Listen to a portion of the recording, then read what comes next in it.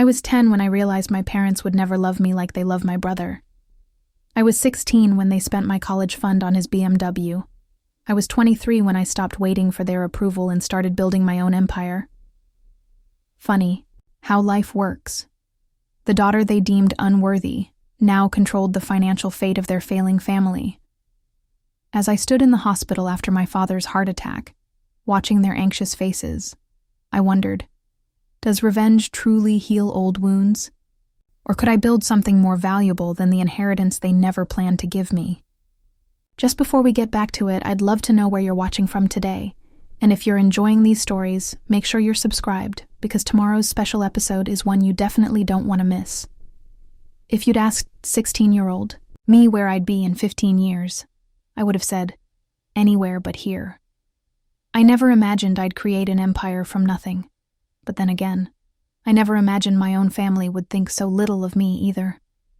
My 16th birthday should have been special. Mom had promised to discuss my college fund over dinner, something I'd been saving for since I was 12, working weekends at the local library shelving books for minimum wage. Instead, I sat at the head of our dining room table, a half-eaten slice of store-bought cake on my plate, as my father stood up with a broad smile that wasn't meant for me. "We have an announcement to make," Dad said, placing his hand on my brother Thomas's shoulder. Thomas, 3 years older than me, wore that familiar smug smile I'd grown to hate. "We know how hard you've been working at college, son, and we want to reward your dedication." My mother disappeared into the hallway, returning with a small blue box tied with silver ribbon. "It's not much," she said, though her gleaming eyes betrayed her excitement. "But we hope you like it." Thomas made a show of slowly unwrapping the gift, though he clearly knew what was inside. When he pulled out the car key with the BMW logo, my stomach plummeted. "No way," he exclaimed with perfectly rehearsed surprise. "You guys are unbelievable." My father laughed. The cars parked down the street, didn't want to spoil the surprise. I sat frozen, fork suspended midway to my mouth. The BMW they'd bought him cost at least $30,000, more than twice what I had in my college fund. The fund they'd just raided to buy my brother a luxury car he didn't need. My best friend Ellie, the only friend I'd invited to this disaster of a birthday, reached under the table and squeezed my hand. I fought back tears as everyone followed. Thomas outside to admire his new car. Everyone except Ellie and me. "That was messed up," she whispered. "Are you okay?" I nodded mechanically. "I'm fine. It's just a car." "It's not about the car, Rebecca," she said, using my full name the way she did when she was serious. "It's about what it means." What it meant was crystal clear. Thomas mattered. I didn't. "Let's just go upstairs," I said, abandoning my cake. "I have that calculus test tomorrow anyway." In my bedroom, with the door closed against the sounds of celebration downstairs, I finally let the tears fall. Ellie sat beside me on my bed, not offering empty words, just being there. "You know what?" I finally said, wiping my eyes. "This is actually perfect." "Perfect?" Ellie looked at me like I'd lost my mind. "Yes," I said, a strange calm settling over me. "Now I know exactly where I stand, and I know I can only count on myself." Little did I know how prophetic those words would become. 2 years later, I stood at the podium as valedictorian of Westlake High School. My graduation speech was about perseverance and self-reliance, themes I'd lived firsthand. While delivering it, I spotted my parents in the crowd, checking their watches. They'd made it clear this morning that they needed to leave early to help Thomas move into his new apartment closer to his summer internship, which my father had arranged through his construction company connections. I finished too enthusiastic. Applause, though I noticed my parents were already edging toward the exits. After the ceremony, Mrs. Reynolds, my English teacher, found me amid the crowd of graduates. "That was a beautiful speech, Becca," she said, using the nickname only my closest friends used. "I have something for you." She handed me a folder. What's this? Scholarship applications, she whispered. I've highlighted the ones I think you'd be perfect for. Some deadlines are coming up soon. But I've already applied for… Apply for more, she interrupted firmly. Apply for everything. Promise me. Her intensity surprised me. I promise. Good. She squeezed my shoulder. You're going places, Rebecca Taylor, with or without help. I hugged her. This teacher who believed in me more than my own parents seemed to. When I looked up, my parents were gone, having left without saying goodbye. Typical. The partial scholarship to State University should have been cause for celebration. Instead, it became another battleground. I needed my parents' financial information to qualify for additional aid, but they refused to provide it. We need to save for Thomas's future family, my mother explained as she chopped vegetables for dinner. He and Vanessa will be getting married eventually, and they'll need a house. Plus, there will be grandchildren to consider. What about my future? I asked, my voice tight with restrained anger. Don't I get any consideration at all? My father looked up from his newspaper. You've got a good head on your shoulders, Rebecca. You'll figure it out. Thomas needs more help than you do. Because you've always given it to him, I muttered. What was that? My father asked sharply. Nothing. I grabbed my purse. I'll be late for work. At the cafe where I worked part-time, my boss Elena noticed my red eyes despite my attempts to hide them. Boy trouble? She asked, handing me an apron. I shook my head. Family trouble. By closing time, I'd told her everything. Elena, a single mother who'd put herself through business school, listened without judgment. My brother works in finance, she said as we wiped down tables. He might have some ideas about funding options. Why don't you come over for dinner tomorrow and talk to him? That dinner changed everything. Elena's brother Mark explained income contingent loans, work-study programs, and private scholarships I hadn't considered. He even helped me fill out applications that weekend. You remind me of Elena when she was your age, Mark told me. Determined, smart, unstoppable once you set your mind to something. For the first time in months, I felt hope. Christmas that year was another exercise in favoritism. While Thomas received a luxury watch and vouchers for a ski vacation in Aspen with his girlfriend, Vanessa, I opened my gifts to find practical items: socks, toiletries, a planner for the upcoming semester. The planner should help you stay organized with all your jobs, my mother said, with what she probably thought was supportiveness. My grandmother Sophie, visiting from Europe, watched the proceedings with knowing eyes. She'd emigrated to America as a young woman, married my grandfather, then returned to her homeland after his death. Her visits were rare, but always insightful. That night, as I helped her prepare for bed in our guest room, she pressed an envelope into my hand. For your education, she whispered, her accent still heavy after decades in America. Don't tell your parents. Inside was $500 cash, a fortune for her on her fixed income. Grandma, I can't take this. You can and you will, she insisted, patting my cheek. You've always been my favorite, you know, so much like me at your age, determined, independent. Why are they like this? I asked, my voice breaking. Why do they favor Thomas so much? She sighed, sitting on the edge of the bed. It's a pattern, Rebecca. Your father's father did the same to him. Favored his brother Frank. These things echo through generations unless someone breaks the cycle. I hadn't known this about my father. It didn't excuse his behavior, but it helped me understand it a little better. Promise me something, Grandma Sophie said, taking my hands in hers.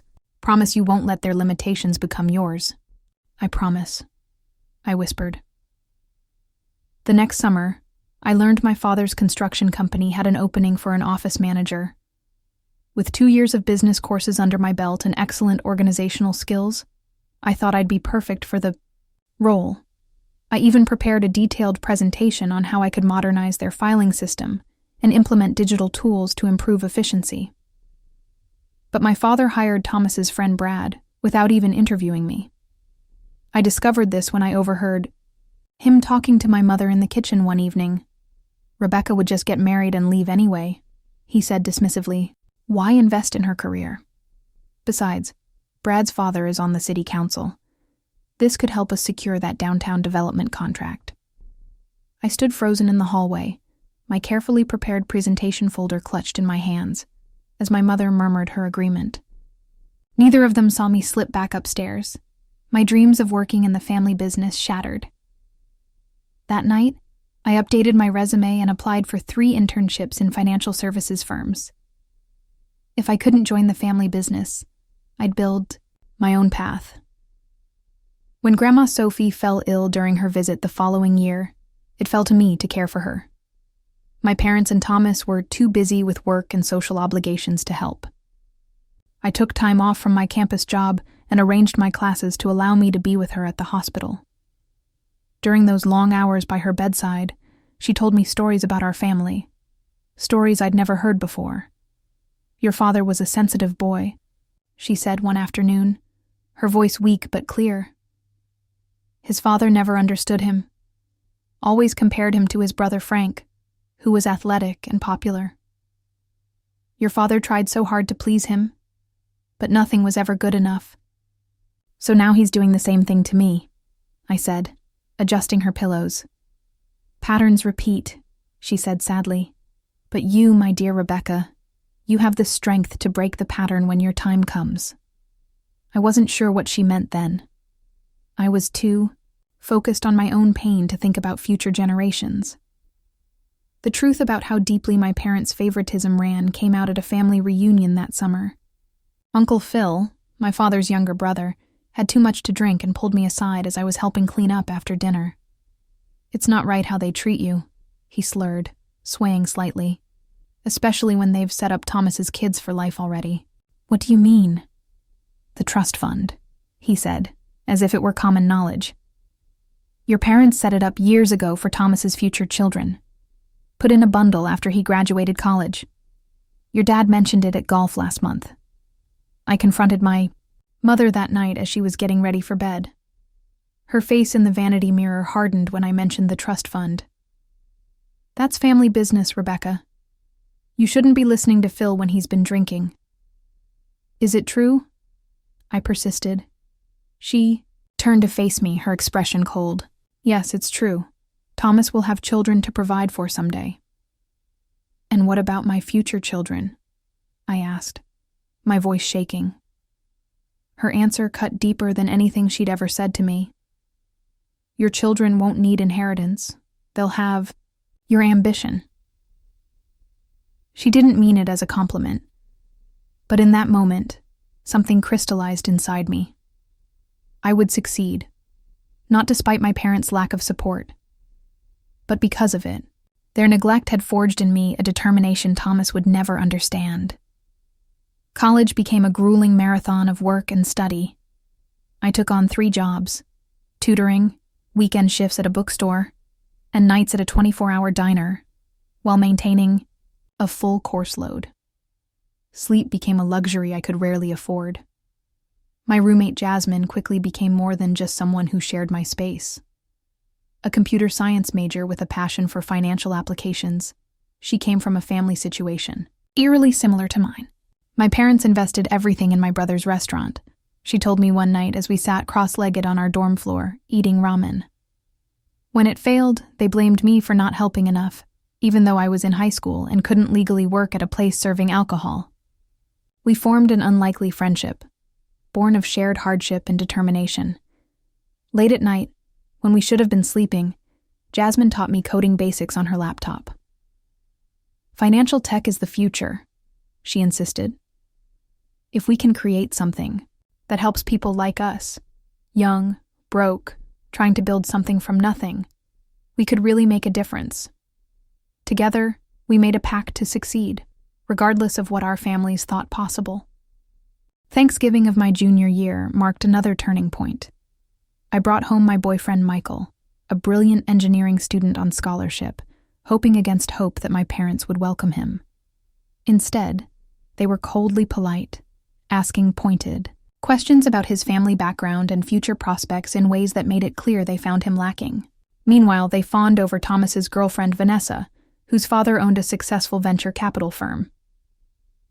The breaking point came after dinner, when my father made a dismissive comment about Michael's limited prospects compared to someone like Vanessa's father. "Michael is brilliant," I defended, my voice rising.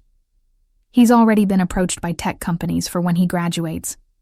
Just because his family doesn't have money, that's enough, Rebecca," my father interrupted. "I'm simply pointing out that some people have connections that open doors. Doors you've only ever opened for Thomas," I shot back. "You should be grateful we even let you go to college," my father shouted, his face reddening. "We could have insisted you work in the family business, learn a practical trade." "Let me?" I stood up, hands shaking. "Let me? I earned my scholarship. I'm working 3 jobs to pay for what it doesn't cover because you refuse to help. You've never let me do anything except fend for myself." The silence that followed was deafening. Michael looked uncomfortable, while Thomas and Vanessa stared at their plates. My mother's face had gone pale. "I think it's time for us to go," I said quietly, taking Michael's hand. "Thank you for dinner." In the car, Michael was silent for several minutes before saying, "They really don't see how amazing you are, do they?" I wiped away tears I hadn't realized were falling. "No, they never have." The final break came when I learned my brother's wedding would be fully funded, a $75,000 extravaganza, while my request for $3,000 for a study abroad program was flatly denied. "It's not the same thing, Rebecca," my mother explained over the phone. "A wedding is a once-in-a-lifetime event." "So is studying international finance in London," I countered. "This program could open doors for my career." "Your father and I have discussed it, and we just don't think it's necessary for your degree." Something in me snapped. Years of accumulated hurt and resentment crystallized into a single clear decision. That weekend, I drove home and packed everything I had purchased myself: clothes, books, my laptop. I left behind anything they had given me, which wasn't much. As I carried the last box to my car, my mother came running out of the house. "What are you doing?" she cried, tears in her eyes. "Becoming fully independent," I answered calmly. "You've made it clear where your priorities lie. I'm simply adjusting mine accordingly. Rebecca, please." "I'll send you my new address once I'm settled," I said, closing the trunk. "But from now on, I'm on my own. Completely." Her tears seemed more about losing control than genuine remorse. I drove away without looking back, a strange mix of grief and liberation washing over me. The basement apartment Jasmine and I rented was a far cry from my parents' comfortable suburban home. The ceiling leaked when it rained heavily. The ancient refrigerator hummed so loudly we had to raise our voices to talk in the kitchen. And our first week involved an all-out war against the resident cockroach population. "Home sweet home," Jasmine said dryly as we stood in the center of the main room, surrounded by our meager possessions. Despite the dismal conditions, we were determined to make it ours. We covered water stains with posters and created a vision board on the largest wall. Pictures of sleek office spaces, tech company logos, and inspirational quotes about success and perseverance. In the center of the board, I pinned a handwritten note: "Your children won't need inheritance, they'll have your ambition." Michael helped us on weekends, fixing leaky pipes and patching holes in the walls. He never complained about the squalor, but I could see his concern. "You could move in with me and my roommates," he suggested one evening as we sat on our second-hand couch, eating takeout Chinese food. "The rent would be cheaper split 4 ways." "I appreciate that," I said. "But Jasmine and I have plans. This is just temporary." Those plans were taking shape during our late-night coding sessions. Using the skills Jasmine had taught me and her programming expertise, we were developing a budgeting app specifically designed for college students juggling tuition, loans, and living expenses, something we intimately understood. "We should enter the Startup Now competition," Jasmine suggested one night, showing me the flyer she'd picked up at the technology building. "First prize is $100,000 in funding and mentorship." It seemed like a long shot, but we had nothing to lose. For weeks, we refined our app, tested it on friends, and prepared our pitch. By the time the competition arrived, we'd barely slept in days, but felt cautiously optimistic. We placed fourth, just missing the cutoff for funding. "Don't look so devastated," said a woman who approached us after the award ceremony. "Your concept has promise, if not your execution." She handed me her business card. "Victoria Wilson, CEO of Wilson Tech Solutions. The user interface needs work, and your security protocols are rudimentary at best, but the core idea?" She nodded approvingly. "That has potential. Call me if you want to discuss it further." It wasn't the victory we'd hoped for, but it felt like the beginning of something. Thomas's wedding was exactly as extravagant as the budget suggested. I attended alone. Michael and I had broken up by then, a casualty of my intense focus on our startup, and was unsurprised to find myself seated at the distant relatives' table, despite being the groom's only sibling. The slight stung, but I was beyond showing it. I smiled, made appropriate small talk, and even managed to congratulate Thomas and Vanessa with genuine warmth. After all, their marriage had indirectly led to my first significant business connection. At the reception, I found myself at the bar next to Vanessa's father, Richard Wilson. "Rebecca, right?" he said, sipping his scotch. "Thomas's sister. I hear you're developing some kind of financial app." I was surprised he knew anything about me. "That's right. For college students and young professionals trying to manage debt and start building assets." "Interesting market," he mused. "Underserved, potentially lucrative if you can scale it. What's your monetization strategy?" I hadn't expected a serious business conversation at my brother's wedding, but I seized the opportunity, outlining our plans for premium features and partnership agreements with financial institutions. By the end of our conversation, Richard had given me his card. "Send me your business plan," he said. "I might know some people who'd be interested." As he walked away, I caught Thomas glaring at me from across the room. Apparently, he didn't appreciate me networking at his wedding. I raised my champagne, glass in a mock toast, no longer worried about what he thought. I called Victoria Wilson the following week, half expecting to reach a secretary who wouldn't remember who I was. Instead, she answered directly and invited me to meet her for coffee the next day. Victoria turned out to be everything I aspired to be: confident, sharp, and completely self-made. Over the next few months, she became my mentor, helping me refine our business plan and introducing me to key industry contacts. "The tech world isn't kind to blonde women with big ideas," she told me bluntly during one of our sessions. "They'll underestimate you, patronize you, and try to take credit for your work. Use it to your advantage." "How?" I asked, somewhat taken aback by her candor. "Let them underestimate you," she said with a knowing smile. "There's power in being underestimated. They won't see you coming until you've already won." With Victoria's guidance, we pivoted our app to target young professionals rather than just students, a larger market with more disposable income and greater financial complexity to navigate. After dozens of pitches and rejections, I finally secured a meeting with Richard Wilson. To my shock, he invested $50,000 in our refined concept. "This isn't because you're my son-in-law's sister," he clarified as we signed the paperwork. "This is because you've done your homework and identified a genuine market need. Don't make me regret it." Thomas was furious when he found out, calling me late one night to accuse me of manipulating his father-in-law. "You always do this," he shouted through the phone. "Turn people against me. Make yourself the victim." "I didn't mention you once in my pitch," I said calmly. This is business, Thomas. Nothing personal. Interestingly, his wife Vanessa called me the next day, apologizing for his behavior. He's always felt threatened by you, she confided. I think deep down he knows you got the raw deal growing up, and it makes him uncomfortable. Her insight surprised me. I thought you were a spoiled rich girl? She laughed softly.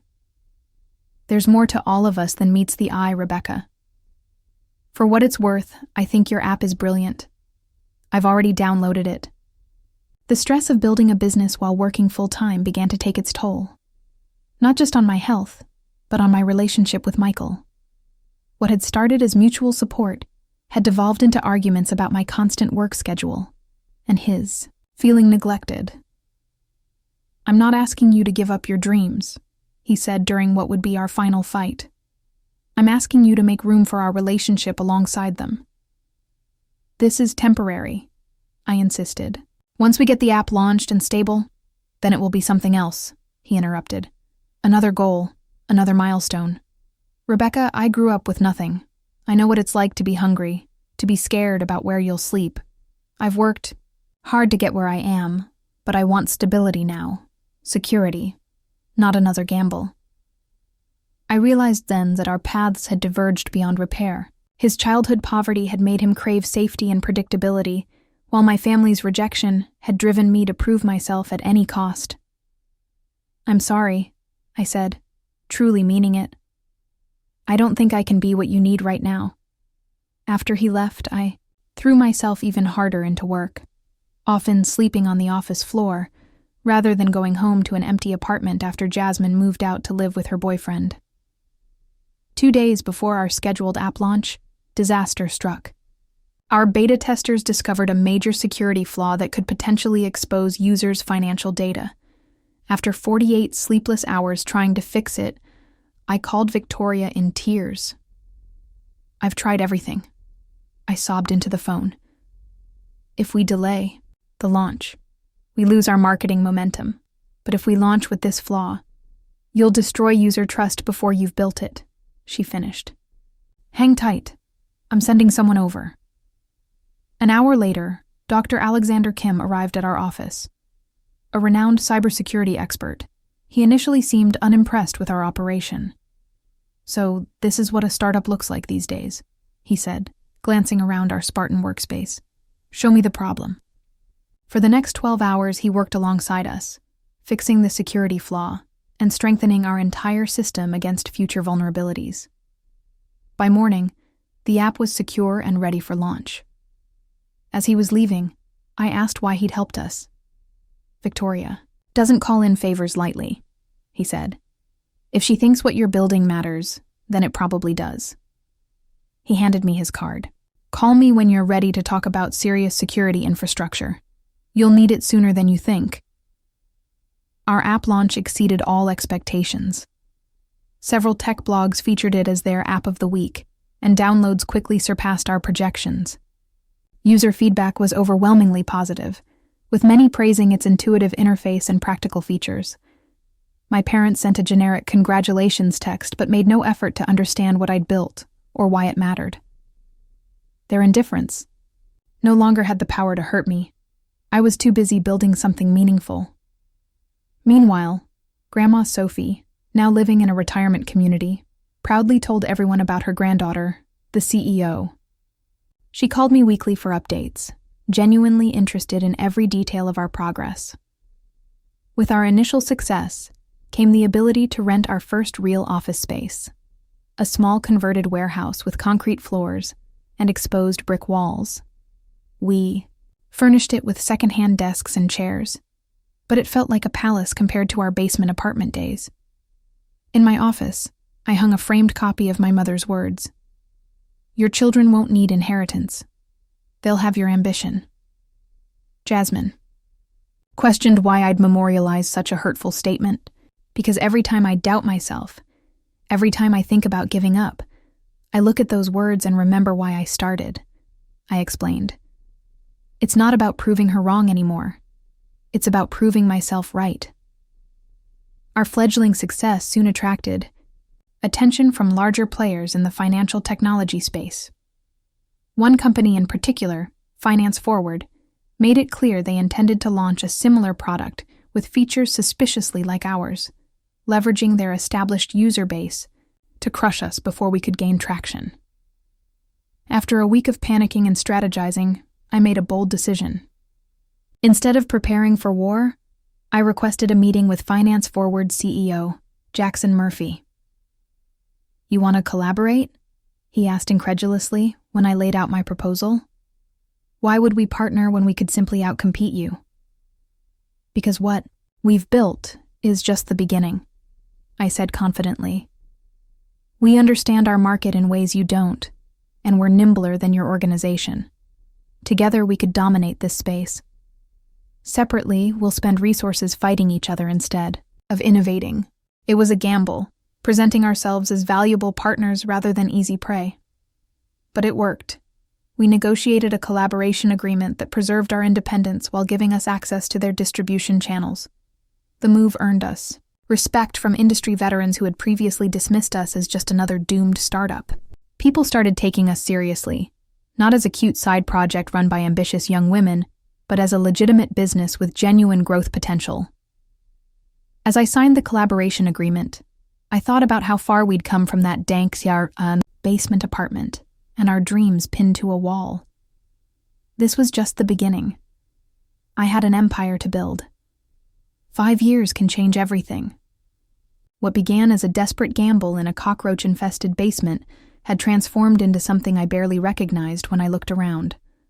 Our company now occupied 3 floors in a downtown high-rise with floor-to-ceiling windows and a lobby. Receptionist who greeted visitors with practiced professionalism. The dingy vision board Jasmine and I had created was now reality, though far grander than we'd dared to dream. I stood at the window of my corner office, watching the city bustle below. We'd expanded from a single app to a suite of financial technology, products that helped everyone from college students to retirees manage their money more effectively. The industry had taken notice, and so had the press. A wall of framed magazine covers behind my desk testified to that fact. "Ms. Taylor?" My assistant's voice crackled through the intercom. "Luis is here for your 10 o'clock. "Send him in," I replied, turning from the window. Luis Walker strode in with the confidence of someone who knew his worth. He'd come highly recommended as a marketing director. Ivy League education, impressive portfolio, and the kind of magnetic personality that made people want to buy whatever he was selling. "I love what you've done with the place," he said, glancing around my office, "though I have some ideas that could really elevate the brand." "I'm listening," I replied, gesturing to the chair across from my desk.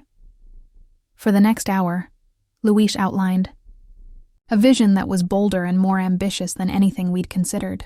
He didn't just want to market our products. He wanted to position our company as a lifestyle brand, a movement that would transform how people thought about financial independence.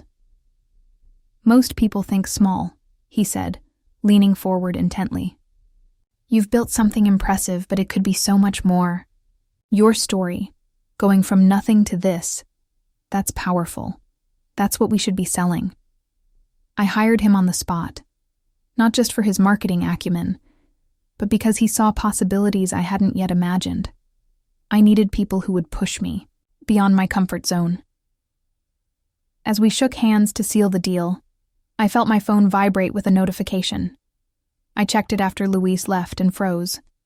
It was a LinkedIn connection request from Thomas. My brother had been job hopping since our father's construction company downsized 3 years ago, unable to land anywhere for long. I hesitated, then accepted the request, but didn't reach out. The ball was in his court. The acquisition of FinTech Solutions, our first competitor buyout, made headlines in the financial press. The celebration party was in full swing, champagne flowing freely as employees and investors mingled in our newly renovated reception area. To Vision Capital, Victoria, toasted, using the company name we'd settled on after much debate, and to its fearless founder, who saw an opportunity when everyone else saw obstacles. I smiled and raised my glass, catching Dr. Kim's approving nod from across the room. He'd joined our board of directors last year, bringing his cybersecurity, expertise, and steady guidance to our expanding operation. Later that evening, as the party wound down, Victoria pulled me aside. "I've been offered a position on the West Coast," she said. "A tech incubator looking for a new director." My heart sank. Victoria had been my mentor and friend through every phase of our growth. "Are you going to take it?" "I'm considering it," she admitted. "But I wanted to talk to you first. I'd like to transition to a board position here rather than maintaining my current consulting role." Relief washed over me. She wasn't leaving completely. "You know you'll always have a place here." She smiled, squeezing my arm. "You don't need me holding your hand anymore, Rebecca. You've outgrown that. But I'd like to stay connected to what you're building." "It's what we're building," I corrected her. "I wouldn't be here without you." "No," she said firmly. "You would have found another way. That's who you are." The Charity Gala for Children's Literacy was Luis's idea, a way to establish our brand as socially conscious while connecting with potential high-net-worth clients. I wore a midnight blue gown that cost more than my entire wardrobe from college, and tried not to feel like an imposter as I mingled with Seattle's elite. "Not enjoying the small talk?" a male voice asked as I took refuge near the dessert table. I turned to find a man in his mid-30s with kind eyes and slightly rumpled hair that suggested he'd run his hands through it several times that evening. Is it that obvious?" I asked. "Only to a fellow refugee," he said with a smile, offering his hand. "Ethan Brooks. I'm hiding from the hospital board members who want updates on the pediatric wing renovations." "Rebecca Taylor," I replied. "And I'm hiding from people who want stock tips." "Ah, you're the financial whiz," he said, recognition dawning. "Your company sponsored the event." "Guilty as charged," I admitted. "And you're a doctor?" "Pediatric surgeon," he corrected. "Significantly less glamorous than it sounds. Mostly involves dinosaur bandages and bribing kids with popsicles." I found myself genuinely laughing for the first time that evening. Unlike most people I met in business circles, Ethan asked questions about me, not my company. He wanted to know what I enjoyed reading, where I'd traveled, what I thought about healthcare access for underprivileged communities.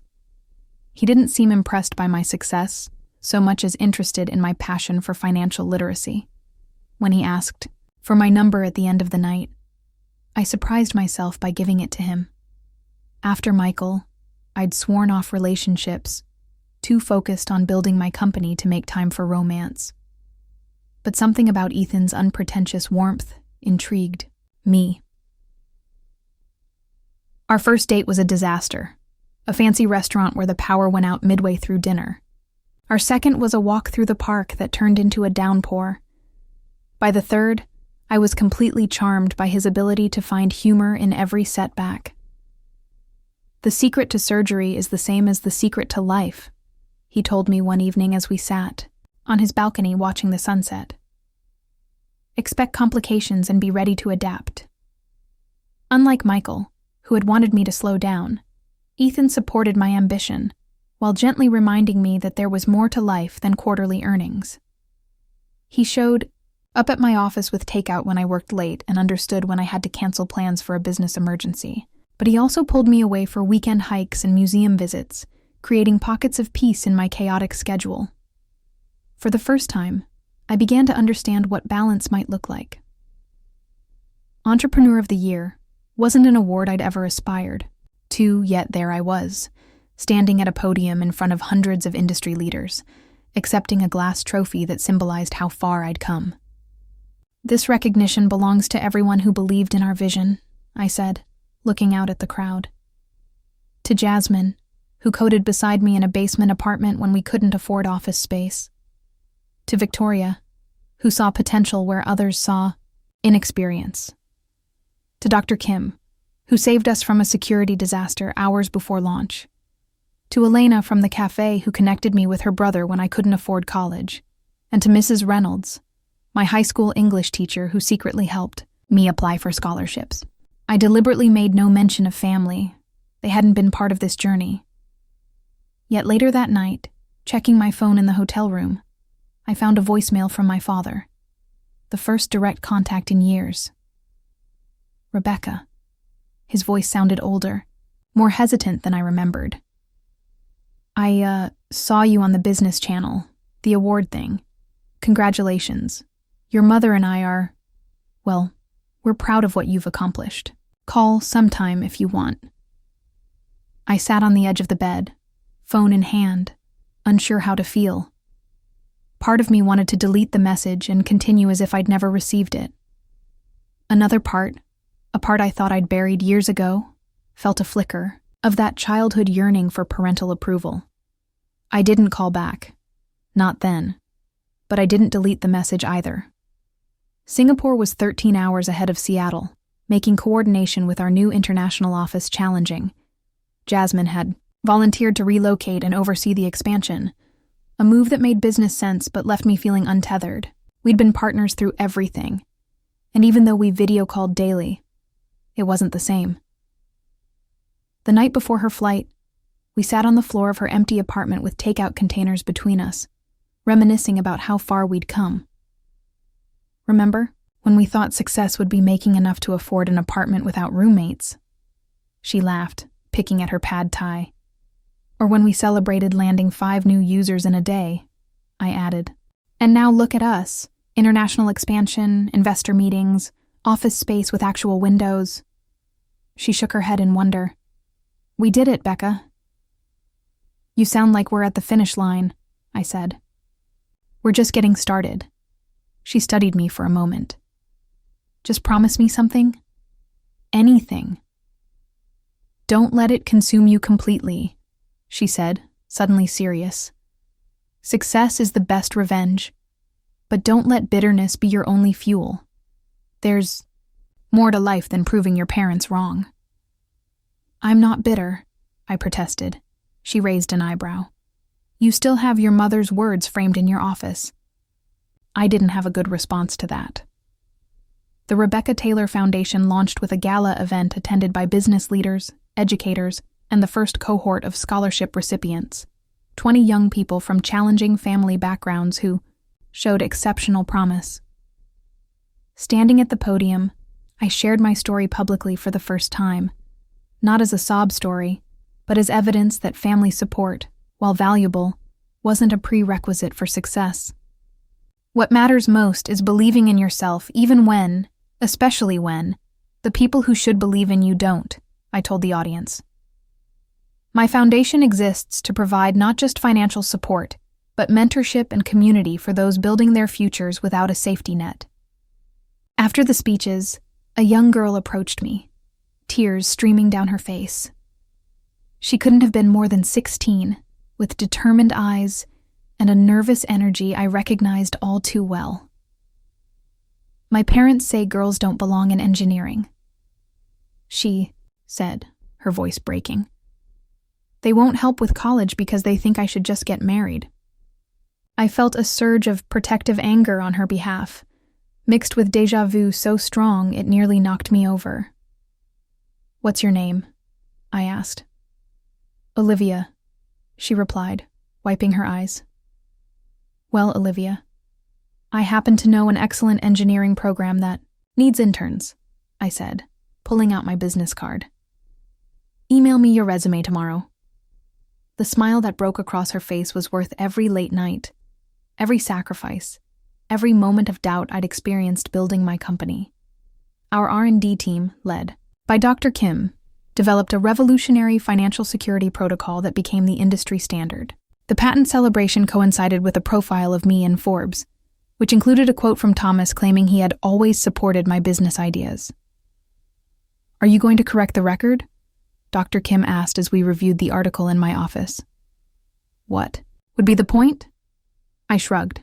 Success speaks for itself. Instead of dwelling on Thomas's revisionist history, I focused on our company's expansion plans.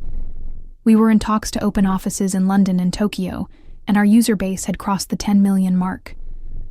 The basement apartment days felt like another lifetime. The waterfront property I purchased had everything I'd once dreamed of: panoramic views, private beach access, and a separate guest house where grandmother Sophie could live with her private nurse.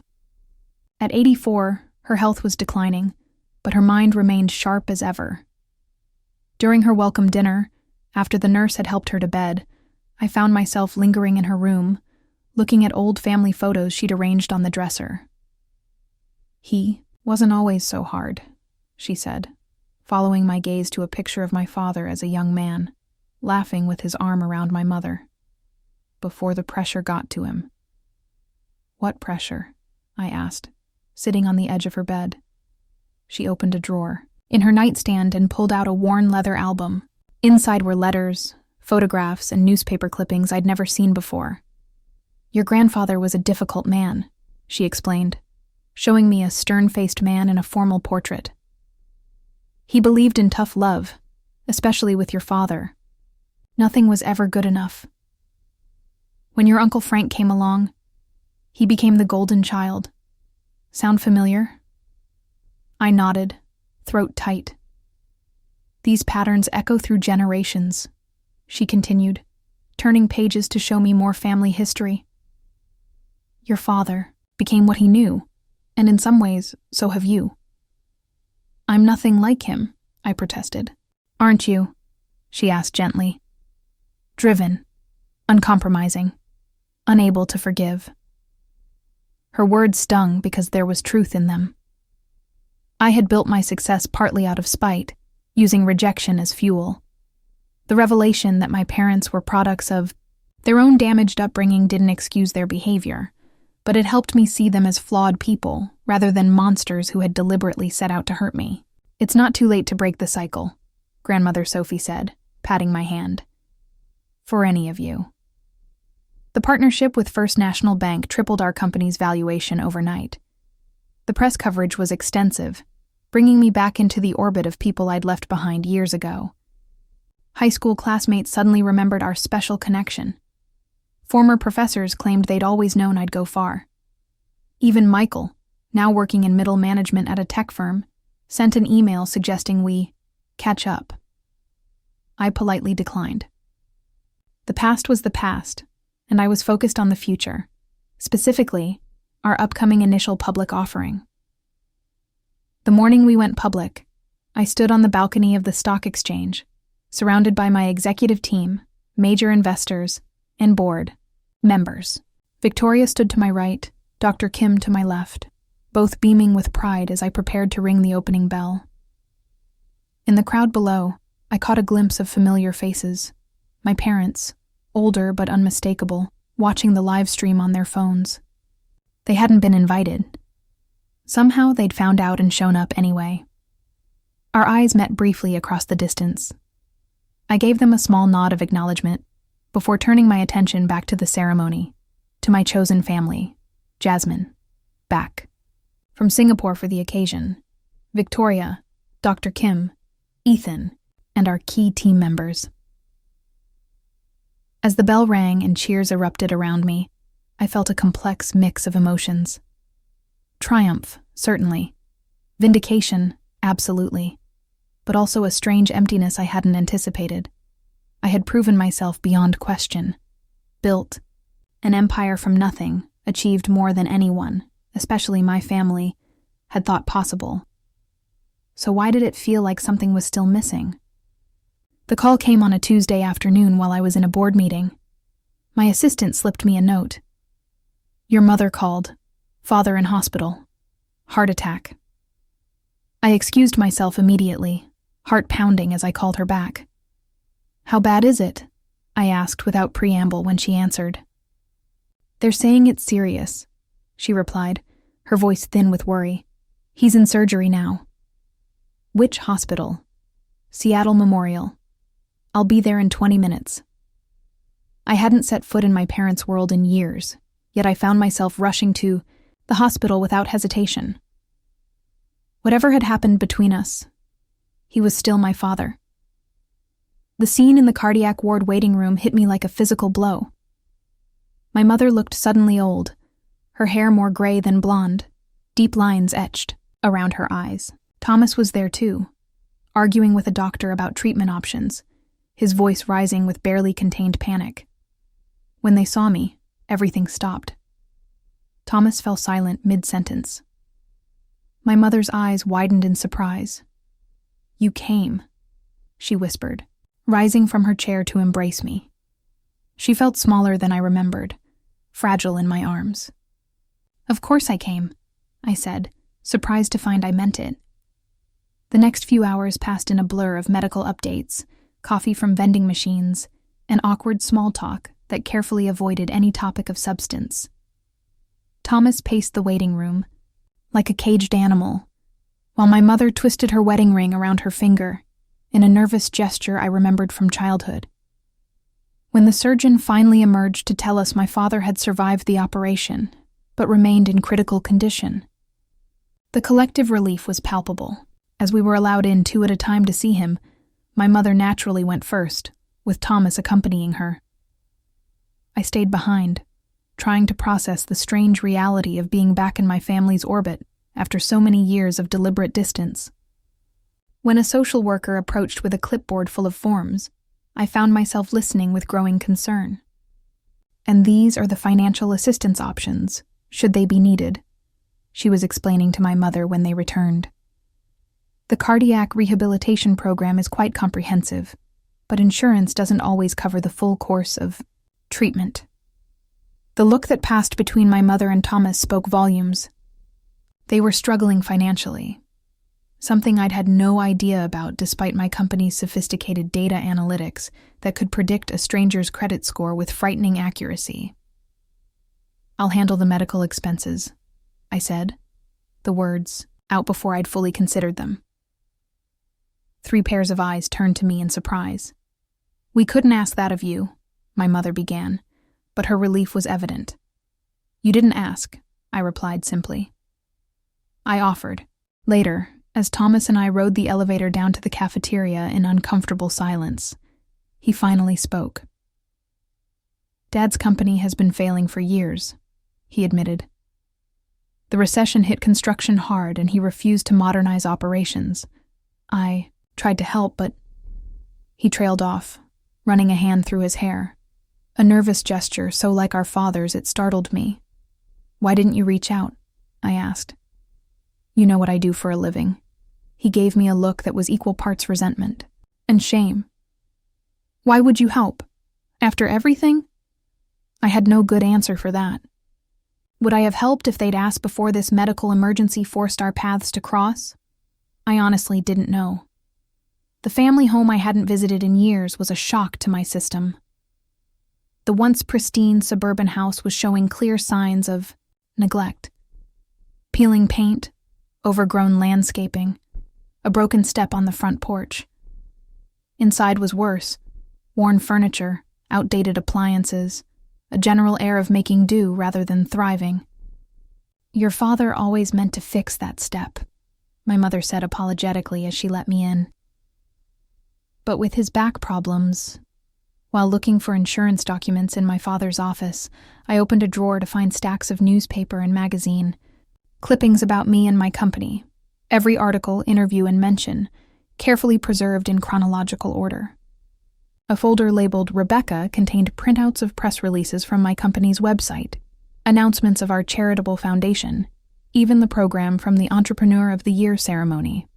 They had been following my career all along, from a distance they themselves had created.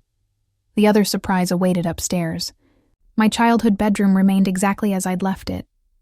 Posters on the wall, books on the shelves, even my old teddy bear propped against the pillows. It wasn't just preserved. It was maintained, dusted. The bedding periodically changed, as if awaiting my return. Standing in that time capsule of my youth, I felt the first crack in the wall I'd built around my heart. The dinner invitation from Thomas and Vanessa came by formal card rather than text or email. Oddly formal given the circumstances, but perhaps that was the point. This wasn't casual. This was deliberate reconnection. Their home in an upscale suburb was tastefully decorated in the kind of expensive minimalism that took real money to achieve. 3 children watched me with unabashed curiosity as I entered, 2 boys and a girl, none of whom I'd ever met. Aunt Rebecca is very smart and runs a big company, Vanessa was explaining to them as I approached. Emma has been reading about you in school, she added, nudging the oldest child forward. The girl was about 10, with blonde hair like mine and eyes so similar to my own it was startling. She looked at me with an intensity that felt familiar. "Mom says you made an app," she said without preamble. "I want to make games when I grow up." "Emma," Thomas admonished, "let your aunt at least get settled before the interrogation."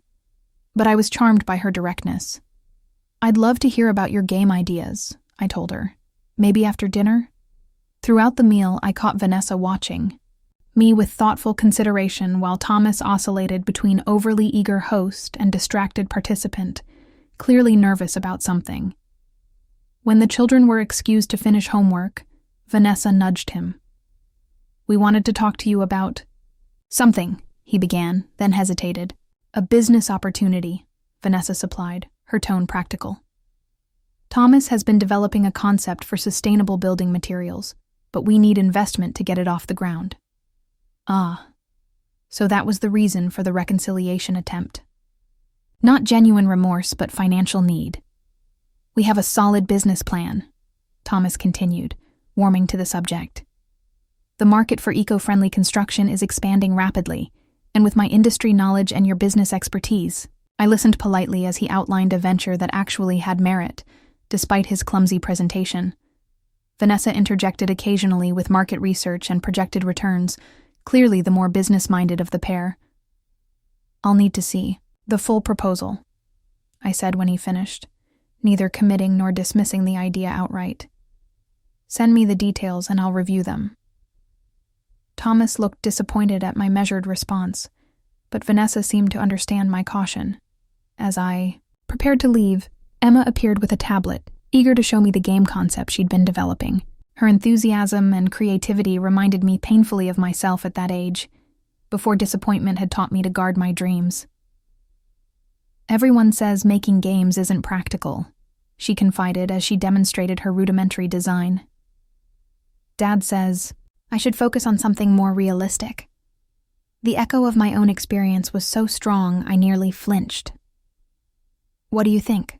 I asked her.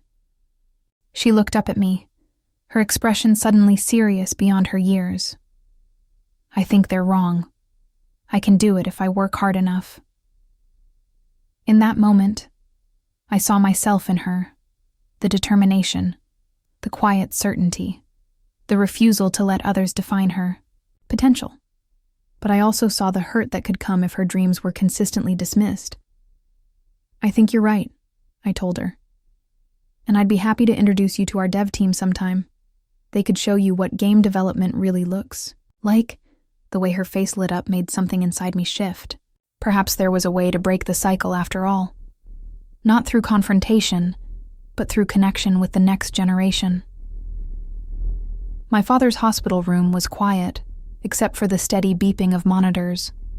He looked small against the white sheets, tubes and wires connecting him to various machines. When I entered, his eyes opened, taking a moment to focus on me. "Rebecca," he said, his voice weaker than I'd ever heard it. "How are you feeling?" I asked, taking the chair beside his bed. "Like I had a heart attack," he replied with a shadow of his old sarcasm. We sat in awkward silence for several minutes before he spoke again. "My father never thought I'd amount to much," he said suddenly, his eyes fixed on the ceiling. Construction wasn't good enough for him. He wanted me to be a lawyer like my brother. I remained silent, sensing he needed to speak more than he needed me to respond. "I swore I'd be different with my kids," he continued, tears gathering at the corners of his eyes. "But I just created a different kind of pressure. Same pattern, different details." He turned to look at me directly. "My father always favored Frank. I favored Thomas. Not because I loved you less, but because—" He struggled to find the words. "Because Thomas needed more help," I supplied, echoing the explanation I'd heard throughout my childhood. "No," he said, surprising me. Because he reminded me of myself, uncertain, needing validation. You were always so sure, so strong. Like my father. I think I resented that sometimes. How easily things seemed to come to you. It was a startling admission, one that reframed our entire relationship. Things hadn't come easily to me. I'd simply learned early on not to show weakness or ask for help that wouldn't come. My father reached for something in the drawer of his bedside table, wincing with the effort. He pulled out a rolled-up paper, handing it to me with shaking hands. I designed this when you were 10, he said as I unrolled what appeared to be architectural drawings. A treehouse. I was going to build it for your birthday, but then I don't even remember what happened. Some project at work, probably. The detailed plans showed a structure that would have been any child's dream. Multiple levels, a rope bridge, windows with real glass. It wasn't just a treehouse. It was a labor of love that had never materialized. You kept this all these years? I asked, my throat tight. He nodded, looking away. Reminder of good intentions that never happened. It wasn't an apology, not directly. But in his own way, he was acknowledging the pattern of promises broken, opportunities denied, favoritism that had shaped my childhood and set me on my path of determined independence. As I re-rolled the plans and returned them to him, I realized something important. Understanding didn't erase the past, but it did offer a possible path forward, not through forgetting, but through seeing more clearly. Back. At my hotel that evening, I found an envelope that had been slipped under my door. Inside was a handwritten letter in my mother's neat script. I sat on the edge of the bed to read it, unexpectedly nervous about its contents. Dear Rebecca, it began. There are things easier to write than to say, especially when years of silence have built walls between us. I'm writing this while you're at the hospital with your father, trying to find words for feelings I've never properly expressed. She went on to describe her own youthful dreams of starting a business, a revelation that shocked me. My mother, the consummate homemaker, had once had entrepreneurial ambitions of her own. I had plans for a home organizing service before you were born, she wrote. Your father dismissed it as a hobby, not a real business. This was before the days when women commonly ran companies. I surrendered that dream for family, believing it was the right choice at the time. The letter continued, revealing a woman I'd never known, one who had channeled her frustration into perfectionism at home, who had watched her children with complicated emotions. When you showed such determination from an early age, such clarity about what you wanted, it reminded me painfully of my own abandoned ambitions. I think I resented that in you, not because I didn't admire it, but because it made me question my own choices. It was easier to focus on Thomas, who needed more obvious support, than to face the mirror you unknowingly held up to my life. The honesty of her confession was disarming. She wasn't asking for forgiveness or trying to erase decades of hurt. She was simply offering context, insight into her own flawed humanity. I won't pretend this explains or excuses the favoritism you experienced, she concluded. Nothing can undo that hurt. But perhaps understanding might be a first step toward something new between us, not erasing the past, but finding a way to exist in the present with greater truth. Whatever you decide, know that I am proud of the woman you've become, even if I contributed to your journey in all the wrong ways. I read the letter twice more, emotions churning. The pain of my childhood remained real, but now it had context, a dimension I hadn't considered before. My parents weren't villains in a simple story of neglect. They were complex people carrying their own wounds, repeating patterns they lacked the tools to break. Understanding didn't equal forgiveness, not yet. But it did open a door I'd long ago sealed shut. As I placed the letter back in its envelope, I caught sight of my reflection in the hotel mirror. Successful, accomplished, self-made in all the ways that mattered, but also alone in many respects, guarded against the very connections that might bring meaning beyond achievement. Perhaps it was time to consider what breaking the cycle truly meant. Not just succeeding where my parents expected failure, but finding a way to heal what generations of emotional distance had broken. Just as I was beginning to wade through the complicated waters of family reconciliation, disaster struck. The alert came at 3:17 a.m. A text from our security team that simply read, "Breach, all hands on deck." By the time I reached our offices 20 minutes later, still in the yoga pants and sweatshirt I'd thrown on, our crisis room was already humming with grim activity. Dr. Kim's face told me everything I needed to know before he even spoke. "It's bad, Rebecca. Really bad." "How many users affected?" I asked, accepting the coffee someone thrust into my hands. "Preliminary estimate. 7 million, possibly more." The room tilted briefly before I steadied myself. 7 million users. 7 million people whose financial information, the most sensitive data imaginable, had been compromised on our watch. "Show me," I said, pulling up a chair beside our security chief. The next 72 hours passed in a blur of emergency meetings, frantic coding, and desperate damage control. We discovered that hackers had exploited a vulnerability in our newest feature, one that had passed all standard security checks, but contained a subtle flaw that only became apparent at scale. User data had been exposed, including partial account, numbers, and transaction histories. As CEO, the responsibility fell squarely on my shoulders. I canceled all personal appointments, including a planned visit to my father in recovery, and essentially moved into the office. Dr. Kim assembled a team of the best security experts in the country, working around the clock to patch the vulnerability and assess the damage. By day 4, when I finally emerged from the office to give a press statement, the full magnitude of the crisis had become clear. Our stock price had plummeted 43%. Class action lawsuits were already being filed. Regulators were demanding answers, and the media was having a field day with headlines like "Taylor's Tumble," "How Vision, Capital Lost User Trust Overnight." I stood before the press, sleep-deprived but determined, and took full responsibility. "The security of our users' data is our highest priority," I stated, looking directly into the cameras. "We failed to uphold that standard, and for that I personally apologize. We are working tirelessly to address the breach, secure all systems, and make this right for every person affected." The questions that followed were brutal. "Ms. Taylor, how could this happen at a company that specifically markets itself as a secure financial platform?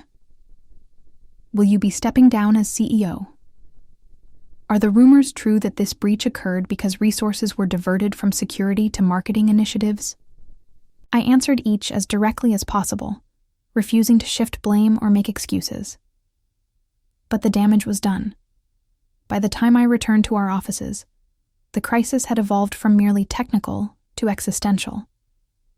Vision Capital's very survival was in question. The emergency board meeting was called for 7 a.m. the following Monday. I arrived early to find several members already assembled, speaking in hushed tones that immediately ceased when I entered. Not a good sign. Victoria approached me first, pulling me aside. "They're discussing a temporary leadership change," she warned in a low voice, "claiming your family issues have divided your attention at a critical time." "That's ridiculous," I protested. "I've barely seen my family. I've been living at the office since the breach." "I know that," she said. "But perception matters. Harold has been particularly vocal about it." Harold Wilson, one of our newer board members, had always seemed skeptical of my leadership despite our company's success. As the meeting was called to order, I could feel his eyes on me, calculating and cold. "The situation is unprecedented," he began once preliminary matters were addressed. "A data breach of this magnitude requires decisive action to restore shareholder confidence. Which is exactly what Rebecca has been providing, Victoria countered. Her response has been transparent and immediate. With all due respect, Harold said, not sounding respectful at all. There are concerns about whether Ms. Taylor's attention has been fully focused on company matters in recent months. There have been distractions.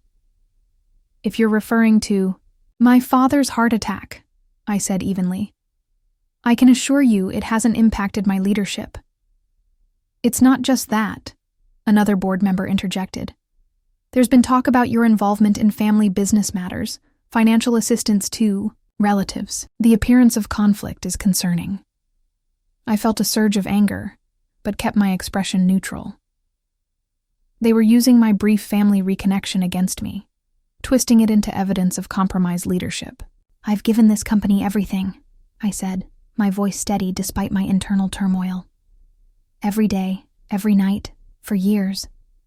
If you want to replace me because of a security breach I've taken full responsibility for, that's your prerogative, as a board. But don't hide behind insinuations about my family. The room fell silent. I could see doubt in some eyes, support in others. The vote to maintain my leadership passed, but narrowly.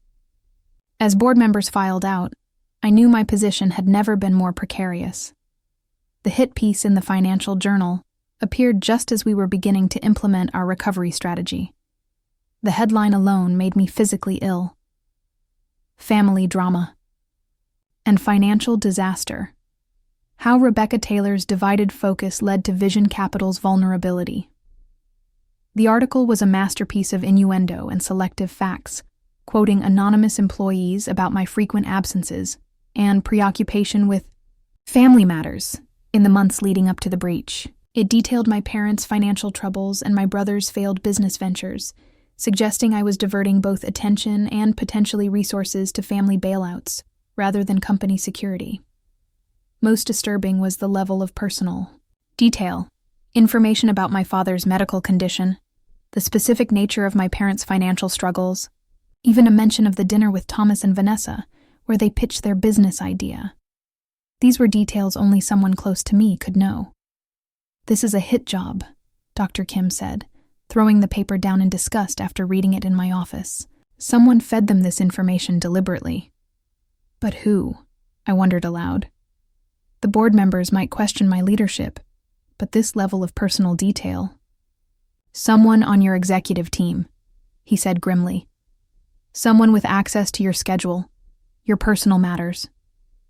The thought of betrayal from within my inner circle was almost worse than the article itself. The evidence, when it emerged, was irrefutable and heartbreaking. Security footage showed Luis entering the office at 2 a.m. on a Sunday, accessing servers he had no business touching. Electronic records revealed emails to a competitor, Deep Finance, our most aggressive rival, containing internal documents and strategy plans. He's been meeting with their CEO for months, our head of security reported, showing me calendar records and location data. Based on the pattern of information transfer, this has been going on since at least 3 months after we hired him. I felt physically ill. Luis had been my hire, my protégé in many ways. I'd trusted him, promoted him, defended him when others questioned his aggressive marketing tactics. Why? I asked, more to myself than anyone else. He had everything here: salary, stock options, a leadership position. Money, most likely, Dr. Kim said pragmatically. Deep Finance probably offered him a fortune for inside information. But something didn't add up. Luis was already wealthy from his stock options. There had to be more to it. I didn't have long to contemplate, because the next blow came from an unexpected direction. My family. You did this on purpose, didn't you? Thomas's voice was slurred but venomous over the phone. Created this whole crisis so you'd have an excuse not to help us. What are you talking about? I was in the middle of preparing for a shareholder meeting, with only minutes to spare. Don't play dumb, Rebecca. Your company's in trouble, your stock's tanking, and suddenly you're too focused on the crisis to look at my business proposal or help with Dad's medical bills. Thomas, that's ridiculous. The breach is real. And I'm fighting to save my company. Sure. Very convenient timing. It was so absurd I might have laughed if I weren't so exhausted and stressed. You think I orchestrated a massive data breach, risking everything I've built just to avoid helping you? You've always resented us, he continued, ignoring my question. This is your way of getting back at us while looking like the victim. I ended the call, too stunned to argue further. Later, I learned he'd been spreading this bizarre theory among extended family members, some of whom actually believed it. Even grandmother Sophie, now struggling with early dementia, became confused about whose side to take, adding emotional pain to an already overwhelming situation. You need to sleep, Rebecca, Ethan said, his voice gentle but firm. We were in my apartment, a place he'd barely seen in the 2 weeks since the crisis began. You're running on fumes. I can't, I said, pacing the living room with my laptop open. The shareholder meeting is tomorrow, and I need to review these projections again. It's 2 a.m. Your brain isn't functioning at full capacity right now. Sleep for 4 hours, and I promise you'll be more effective. You don't understand. What's at stake? I snapped. My entire company could collapse. Everything I've built from nothing. I understand perfectly, he said, his normally patient tone edged with frustration. What I don't understand is why you won't accept help, why you insist on carrying this entire burden alone. Because it's my responsibility. And I'm what? Just an observer? A convenient distraction when you have time to spare? The hurt in his voice stopped my pacing. I thought we were building something together, Rebecca. But you've completely shut me out since this crisis began. That's not fair, I protested weakly. I'm fighting for survival here. So am I, he said quietly. For us. But I can't fight alone. The argument escalated, covering ground we'd never traversed before. My workaholic tendencies, his need for partnership, my inability to trust anyone else with problems, his feeling of being an afterthought in my life. Maybe we need some space, he finally said, gathering his jacket. I've been offered a medical assignment in Guatemala. 3 months with Doctors Without Borders. I was going to turn it down, but maybe the timing is perfect. You're leaving? Now? I couldn't believe what I was hearing. I think we both need time to figure out what we really want, he said, his eyes sad but determined. When I get back, we can talk, if you want to. After he left, I sat alone in my silent apartment, the magnitude of what had just happened slowly sinking in. In my single-minded focus on saving my company, I was losing everything else. The shareholder meeting loomed, like an execution date. I'd rehearsed my presentation for hours, preparing to face hostile investors demanding explanations. My leadership team had prepared detailed recovery plans, security improvements, and financial projections, but we all knew the real test would be whether I could restore confidence in our direction. 10 minutes before I was due on stage, my phone buzzed with a text from Dr. Kim. My office. Now. Crucial information. I found him hunched over his computer, surrounded by security team members with grim expressions. We've been tracking Luis's communications, he said without preamble. And we found something unexpected. He turned his screen toward me, showing an email chain. Luis has been dating Catherine Anderson for approximately 6 months. I stared at him blankly. Who is Catherine Anderson? Vanessa's sister. Your brother's sister-in-law. The room seemed to tilt slightly as the implications sank in. Are you saying we don't have definitive proof of collusion? Dr. Kim said carefully. But the timing of information leaks correlates strongly with family gatherings where both were present. And some of the personal details in that hit piece article could only have come from someone with connections to my family. I finished for him, feeling sick. But why? What would Thomas or Vanessa gain from sabotaging my company? Perhaps it wasn't deliberate sabotage, suggested a security team member. Luis might have been gathering information to help their business proposal seem more attractive to you, and it spiraled from there. Whatever the truth, I had no time to process it fully. Hundreds of shareholders were waiting, and I had a company to save. As class action lawsuits multiplied and our stock price continued its freefall, the irony wasn't lost on me. Just as my parents had thought I might be their financial savior, I faced potential bankruptcy if Vision Capital didn't survive this crisis. My personal wealth, mostly tied to company stock, was evaporating by millions daily. The legal team worked around the clock to manage the litigation tsunami, while our PR department fought a losing battle against the negative press. Every morning brought new headlines questioning our viability, our security practices, my leadership. Through it all, I maintained a calm exterior, while inwardly grappling with a growing realization. Success had made me arrogant. I'd believed my company was invulnerable because I'd built it from nothing. I'd surrounded myself with people who reinforced my vision without sufficiently challenging potential weaknesses. I'd created a corporate culture that prioritized growth and innovation, but perhaps hadn't been vigilant enough about security fundamentals.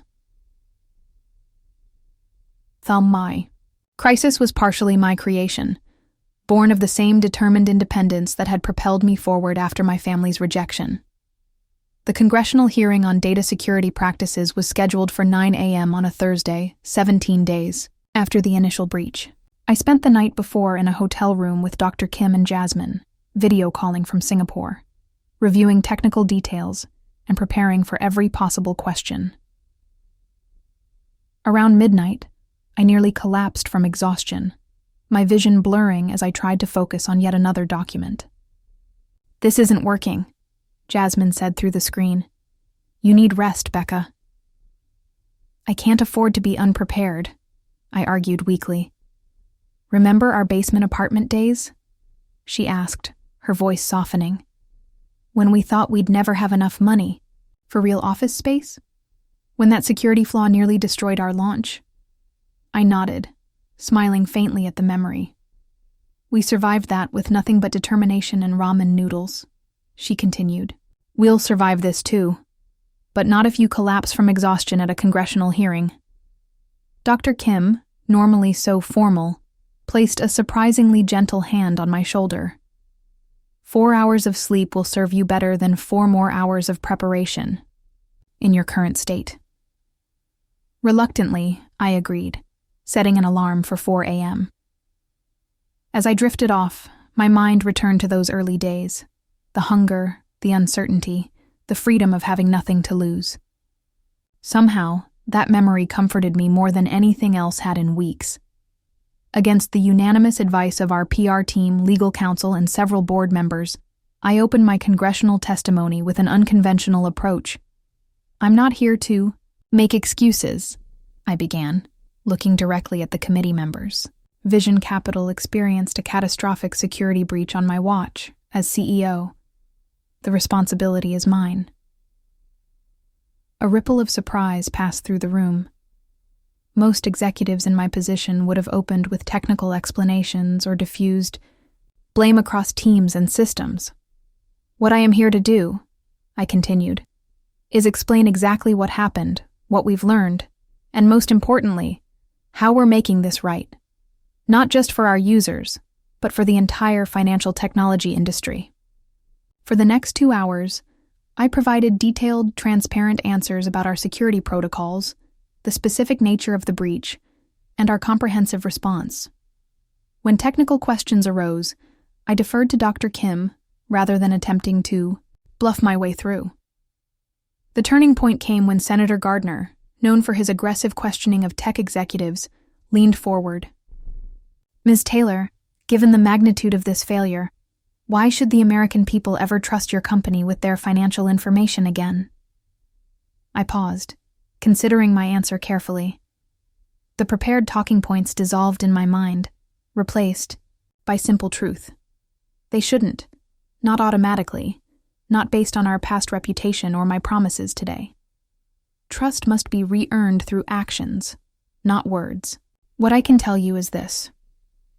Vision Capital was born from my personal experience of financial insecurity. I built this company to help people control their financial futures when traditional systems failed them. That mission hasn't changed. We failed our users through this breach, and we're doing everything humanly possible to make it right. But beyond apologies and compensation, we're implementing a radical transparency initiative that will set new standards for the industry. I outlined our plan to publish regular security audit results, establish an independent user advocacy board with real power, and develop new security protocols that would be shared industry-wide rather than kept proprietary. A rising tide lifts all boats, I concluded. The financial security of everyday Americans is more important than competitive advantage. We're committed to rebuilding not just our company, but trust in financial technology as a whole. The response was cautiously positive. The media coverage, while still critical, noted the unusual transparency of my approach. Our stock price stabilized slightly, though still far below pre-crisis levels. It wasn't victory, not even close, but it was survival. And sometimes that's enough to build on. The first warning signs appeared during a routine board meeting 3 months after the crisis began. As I presented our recovery metrics, the room tilted slightly. I gripped the podium, blinking to clear my suddenly blurry vision, and attempted to continue. As you can see from slide 14, user retention has stabilized at 73%, which exceeds our projected. The words dissolved into meaningless sounds as the room spun violently.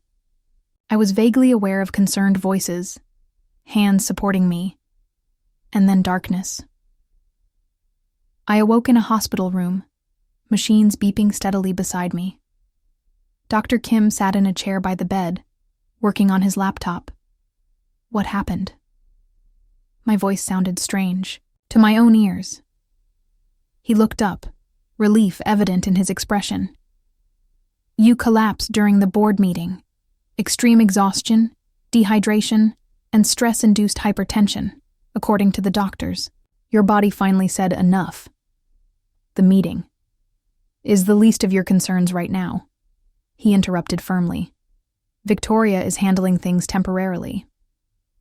The doctor who examined me was blunt. Ms. Taylor, your current lifestyle is unsustainable. Your body is showing signs of chronic stress that could lead to permanent damage if not addressed immediately. I'm in the middle of a company crisis, I protested weakly. And you'll be in the middle of a personal health crisis if you continue this way, she countered. I'm recommending a minimum of 2 weeks complete disconnection from work. No emails, no calls, no meetings. It seemed impossible, ludicrous even, but the board, surprisingly led by Harold, agreed with the medical recommendation. The company won't benefit from a leader who works herself into a hospital bed, he said during a brief visit. Take the time. We'll manage. It was Victoria who made the arrangements, offering her remote cottage in the Cascade Mountains. No internet, spotty cell service at best, she said. Perfect for actual recovery. I can't just disappear, I argued, even as I felt my body crying out for rest. You can, and you will, she said firmly. Consider it a prescription, not a suggestion. The cottage was both better and worse than I'd imagined. Better in its physical beauty, nestled among towering pines with a view of mountains that took my breath away, and worse in the absolute isolation it forced upon me. After years of constant connectivity, the silence was almost painful. The first 3 days were hell. I paced the small rooms like a caged animal, my mind racing with all the decisions being made without me, all the problems I wasn't solving. I tried hiking to distract myself, but my thoughts followed me up the mountain trails, an endless loop of worry and planning. On the 4th day, I found an old journal in a desk drawer, and lacking any other outlet, began to write.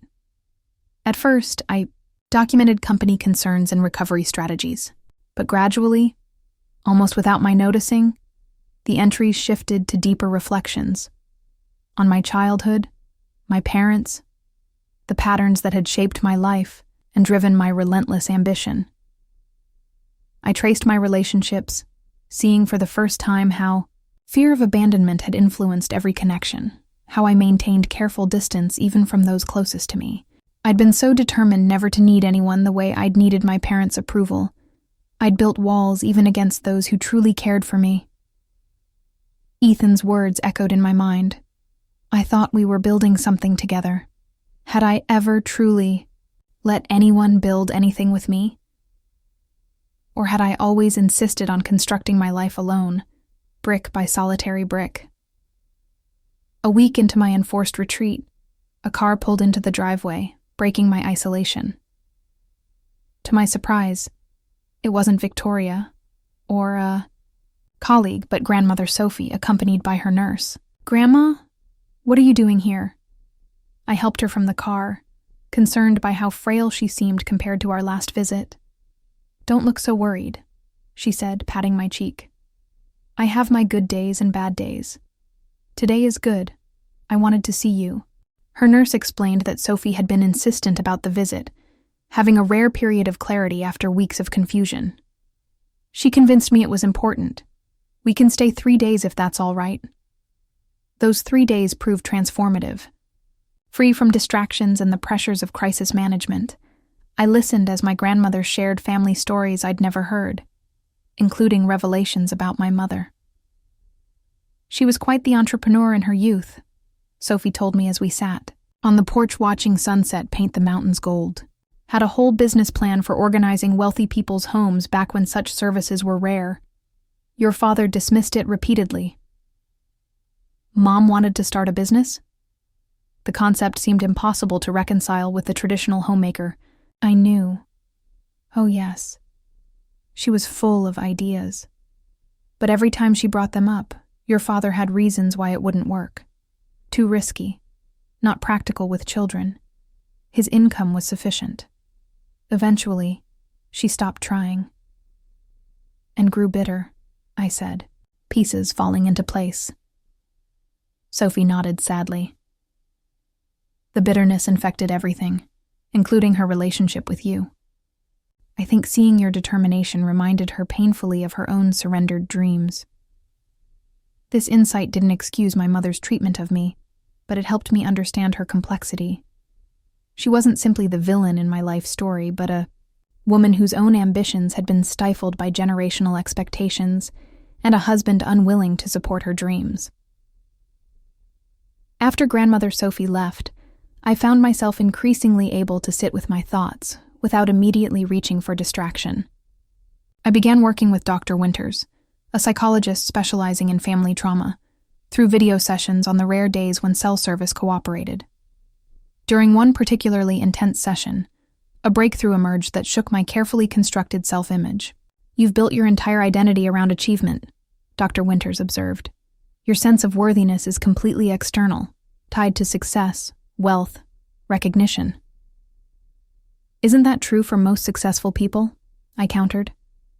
"Perhaps to some degree, but for you, it's absolute. You internalized your parents' message that you weren't inherently valuable, that you had to earn love through accomplishment. So you've spent your life proving your worth through extraordinary achievement, using the very metrics your parents used to dismiss you." The observation hit with the force of revelation.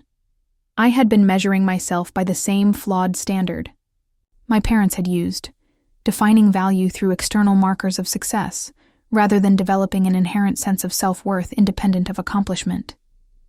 "The cruel irony," Dr. Winters continued gently, "is that no amount of success will ever be enough if the underlying belief is that you're not enough without it. That's why the company crisis has been so devastating on a personal level. It threatens not just your business, but your very sense of self." I sat with this uncomfortable truth for days afterward, examining how this pattern had shaped not just my career but every relationship, every decision. In the midst of this personal excavation, a letter arrived from my parents' lawyer regarding adjustments to their will. Reading it triggered complex emotions, not about money, which I had plenty of despite the recent stock devaluation, but about worth and belonging. The letter explained that my parents wished to amend their will to include me as an equal beneficiary, with Thomas, reversing their previous decision to leave me nothing. My first reaction was anger. Was I only worth including now that I'd proven myself through financial success? My second was suspicion. Were they simply trying to ensure my continued financial support? As I sat on the porch contemplating the letter, I realized both extremes, being completely cut off or financially rescuing them, maintained unhealthy dynamics. What I needed, what we all needed, was middle ground that honored boundaries while allowing for genuine connection. I drafted a response declining their amendment, explaining that I didn't need or want an inheritance, but suggesting instead that we work toward healing our relationship in the present rather than focusing on future assets. When Ethan returned from Guatemala after 3 months, I met him at a quiet restaurant rather than my apartment, neutral ground for what would be a defining conversation. He looked tanned and somehow more grounded, his eyes reflecting experiences I knew nothing about. For a moment, we simply regarded each other across the table, the silence heavy with unspoken thoughts. "You look better," he finally said. "More rested." "Forced medical leave will do that," I replied with a small smile. "How is Guatemala?" "Challenging. Beautiful. Heartbreaking." He paused. "Clarifying, meaning?" I realized how much I've built my identity around helping others, fixing problems, whether in the operating room or in relationships. His gaze was steady. "Not unlike how you've built your identity around achievement." I raised an eyebrow. "Been talking to my therapist?" "Got one of my own, actually." He smiled briefly before turning serious again. "Rebecca, I love you, but I can't be with someone who won't let me in when things get hard. Partnership means sharing burdens, not just successes." "I know," I said quietly. "And I haven't been good at that. The crisis showed me how deep that pattern runs in me. I'm working on it, but I can't promise instant transformation." "I'm not asking for perfection," he said, reaching across the table to take my hand. "Just inclusion, even when it's messy, especially when it's messy."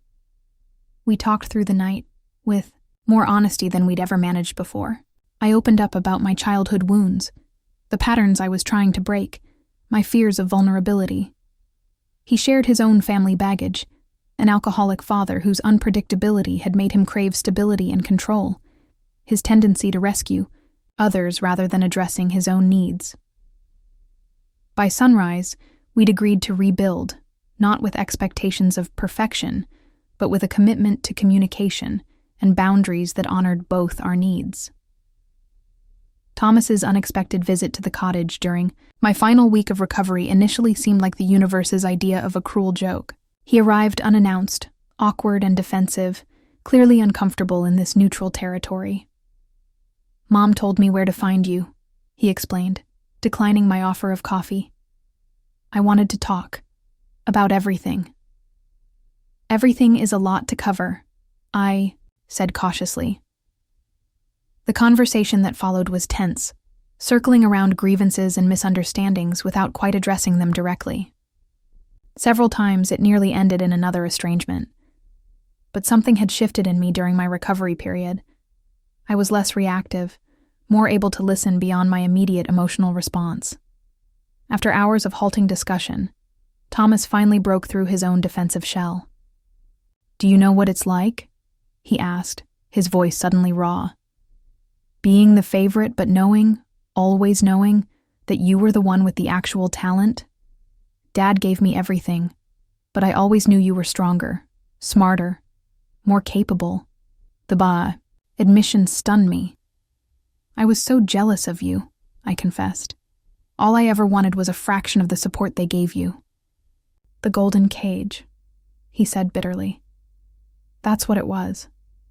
They gave me everything except the tools to succeed on my own.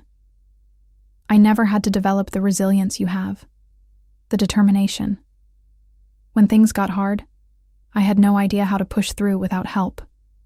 In that moment, I saw him truly, not as the privileged golden child of my childhood resentment, but as someone shaped by the same dysfunctional family system. damaged in different but equally real ways. I've always been jealous of your clarity, of purpose, he continued, unable to meet my eyes. You've always known exactly what you wanted. I'm still trying to figure it out. The conversation marked a turning point, not toward instant closeness, but toward mutual understanding that had seemed impossible before. As my recovery period drew to a close, I gained clarity about my company's future. During a video call with my executive team, I announced a restructuring that would put Jasmine in charge of daily operations when she returned from Singapore, while I would focus on innovation and strategy. This isn't a retreat from leadership, I explained, seeing surprise on several faces. It's an evolution that acknowledges I don't need to control every aspect of our operation. The company will be stronger with distributed leadership that leverages our collective strengths.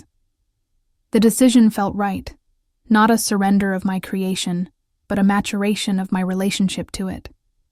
Like a parent gradually giving a child independence, I needed to trust the organization I'd built to thrive under broader leadership than just my own. The first family therapy session with Dr. Winters was awkward, tense, and absolutely necessary. My parents initially resisted discussing past patterns, deflecting with generalities about wanting to move forward without acknowledging the damage done. It was Emma, my niece, who broke through the polite facade. Thomas and Vanessa had brought her, thinking family healing would benefit her as well, but none of us were prepared for her precocious insight. Everyone's pretending everything's fine now because Aunt Rebecca is successful, she said after 20 minutes of stilted conversation. But nobody's talking about how you made her feel like she didn't matter. The room fell silent, adults frozen by the child's direct honesty. Emma, Thomas began, clearly embarrassed, but my father interrupted. No, she's right. His voice broke, tears welling in his eyes for the first time in my memory. We did make Rebecca feel that way. I did. That simple acknowledgement, not excuses, not justifications, just truth, opened something in the room. My mother began to cry as well, nodding in agreement. I was so caught up in my own disappointment. She admitted, I couldn't see past it to what you needed. It wasn't an instant healing. One session couldn't erase decades of pain and pattern. But it was a beginning. The first honest conversation we'd ever had as a family. After months of reflection, therapy, and gradual reconnection, I developed a clear framework for family relationships moving forward. At a dinner in my newly renovated home, I presented it to my parents and Thomas. I'm willing to rebuild our relationship, I explained. But I need clarity about boundaries, especially financial ones. I outlined my plan. A modest trust for my parents' retirement needs to ensure healthcare and housing security, and a college fund for Emma and her brothers. But these were gifts, not obligations, and they came with the expectation of continued family healing work. I won't be the family bank, I said firmly, but I will be a daughter and sister who contributes to our collective well-being in appropriate ways. To my surprise, there was no argument, no guilt, no manipulation. Perhaps they too had been doing their own reflection during our time apart. That seems more than fair, my father said simply. As we ate dessert, conversation flowing more easily than it had in years, I caught my mother watching me with an expression I couldn't quite decipher. Not resentment or envy, but something more complex. Later, as she helped me clear dishes, she paused, hands deep in soapy water. You know what I realize? She said quietly. You've done exactly what I couldn't. Built something that's truly yours, on your own terms. She looked up, her eyes clear and direct. I'm proud of you, Rebecca. Not because of what you've achieved, but because of who you've become despite everything we did wrong. It wasn't a neat resolution to years of hurt, but it was something real. A moment of genuine connection that acknowledged the past while offering a possible future. As my family left that evening, I stood in the doorway watching them go, feeling neither the old resentment nor unrealistic expectations of perfect healing. Just a quiet acknowledgement that families, like individuals, are works in progress, capable of both terrible hurt and genuine growth. The framed quote still hung in my office. "Your children won't need inheritance. They'll have your ambition." But it no longer drove me with the same desperate energy. It had become a reminder of where I'd started, not a dictate for where I was going.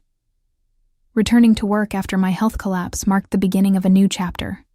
Not just for me personally, but for Vision Capital as a company. I began part-time, 3 days a week, still adjusting to the strange sensation of not being in constant motion.